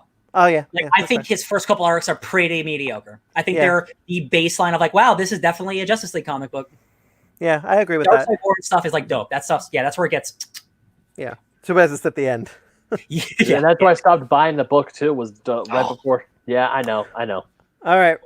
So the next week is Ryan's book club. We keep chugging along. Ryan, what's your book club? Oh, my cat's back. Hey guys, my book is a 2010 Marvel cosmic event called Chaos War. It is about, let me tell you, the plot concerns a group of mythological gods and others assembled by Hercules to battle the Chaos King, the embodiment of chaos who wants to wipe out all of existence. This is a story about all of the gods of the universe uniting to stop the end of oblivion, and Hercules is the star of it. This book rules. It's only 5 issues, but it was a huge event. Something fell, unfortunately. Sorry. It was a huge event at the time. It's huge cosmic stuff that like, this is my favorite era of Marvel, and you guys can get to experience some of it. Awesome. All right. So next week is our last review. No Time to Die, the new James Bond movie. Wait, that comes out next week? Yep. That's our last review? Oh yeah, that we had scheduled. What isn't Black Widow coming out soon? In no, May. that's still a little ways away, huh? Okay. Yeah. That's May. Yeah, No Time to Die. So, stay tuned for that. Man. Bond. All right, guys, if you want more of the Fake Nerd Podcast, if you guys are watching this live, you guys are watching this on the YouTube Rewind, we have a YouTube page, as you well know. We still made it to 2.5 hours. We still did it somehow. You can check out our other shows on YouTube. We have Fake Nerds Watch, which has just ended Star Trek Picard. The final Star Trek Picard episode for season 1 has gone up now. That is there. That is the entire season of Star Trek Picard, recapped by myself and Michael Carlos of the Downright Nerdy Podcast. That was a lot of fun to do. So hopefully season 2 comes soon so we can do it again. We've been talking about doing maybe more Star Trek stuff together, so we'll see what happens there, so stay tuned. Basement Arcade. 2 episodes of Basement Arcade, Mortal Kombat 9, guys. We got Mortal Kombat 9 coming out. That is currently the only thing on the docket because that's the only thing we got recorded. Yeah, And, I can't go over to Ryan and record more Sonic Mania. We got our first negative review on one of those. I'm not bothered by it though. No, neither am I. It's funny though. I found it very funny. Any view is a view. Exactly. Yeah, but you can find that on this channel. Make sure to like and subscribe on YouTube. Click the bell icon for more stuff. We got a lot of stuff going up. We are a Funko affiliate, you guys. If you guys want to use the promo code SHOP10 for 10% off your purchase from the Funko website, you can click the link in the description down there. We are also on Patreon. Thank you, Joey Zahn, for being our one and only patron for now. We got some stuff up there. TeePublic, we got some cool shirts on TeePublic. Both links are in the description below. Thank you to everyone who listens. We greatly appreciate it. Thank you to the 2 who watched. Justin, you've been with us the entire episode, dude. Oh, wow. Thanks, buddy. He fell asleep because he said he was going to watch us before he went to bed. Thanks, buddy. No, that was just a Rican. Oh, sorry, then 3 people. Yeah, so we had a couple people on this live stream. Justin been with us the entire 2 hours and 40 minutes. So thank you so much there. But thank you to everyone who listens. Thank you to Jeremy Vellucci, friend and collaborator Jeremy Vellucci. You can find him on Instagram at Jeremy Vellucci Keyboards. He does our Promising themes. Young Woman is April 16th, so we're reviewing that. What? Promising Young Woman. Okay. What?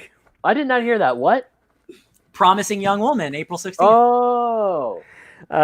Jeremy does our theme song and our interim music. So if you listen to this on the audio show, you can find his show Suburban Proctologist on iTunes or Facebook.com/Suburban Proctologist Official. Instagram at SubPodcast. Hi, Justin. He says, "Oh hi." Oh hi. Mike Patola, thank you so much, buddy, for our logos and all your collaborations, our Mike's Possible Trivia Challenges. We miss you. I hope you're doing well. At Mike Patola. You can find him on Instagram and Twitter. We are Fake Nerd Podcast, all on Twitter, Instagram, Facebook. FakeNerdGuys@gmail.com. If you'd like to get in touch with us personally, I'm at BT McClure on Instagram and Twitter. Ben? You can find me on the internet at BenMaggot27 on both Instagram and Twitter. You can also find me reviewing Rachel Litfin's, or not reviewing, but going 5 chapters each with our friends from Downright Nerdy, Michael Carls, and the author herself, Rachel Litfin, talking about her second book, Dragon's Wrath. That's over on the Downright Nerdy YouTube, so go ahead and check that out if you're also into the book. And also, I write for OldSchoolGamerMagazine.com. Newest articles should be going up either tonight or early tomorrow morning. Sparks? You can find me just diddling around the house at Sparks Witty on Instagram and Twitter, SPARKZ Witty. Right, Ryan, I can point. I can do it. You can find me diddling sparks around the house at DJ Tony Snark. I'm also check it out on Twitch after dark. I have Prawnhub. Prawnhub. I've been streaming a lot on my DJ Tony Snark 616 Twitch channel because again, I don't got a job right now, so I'm just playing a lot of video games. It's a lot of fun. More Animal Crossing. I'm probably gonna start Doom this week. Maybe Dragon Ball Z. Kakarot! Oh, by the way, happy First Contact Day, guys. This is in 2063. This is the year that we make. That is the year that we make first contact with Vulcans on this day in 2063. 4/5/2020. Yep. Awesome. Well, it's 4/20 all month, baby. 4/5/2063. I love it. Thank you, Zephyr Cochran. That is the date that the movie First Contact takes place. Great movie. Check that out. Subscribe to us on iTunes, Stitcher, Google Play, TuneIn, Spotify, iHeartRadio. Rate and review wherever you get us. We greatly appreciate it. Until next week, guys, stay fake nerds. I should have been closer to this.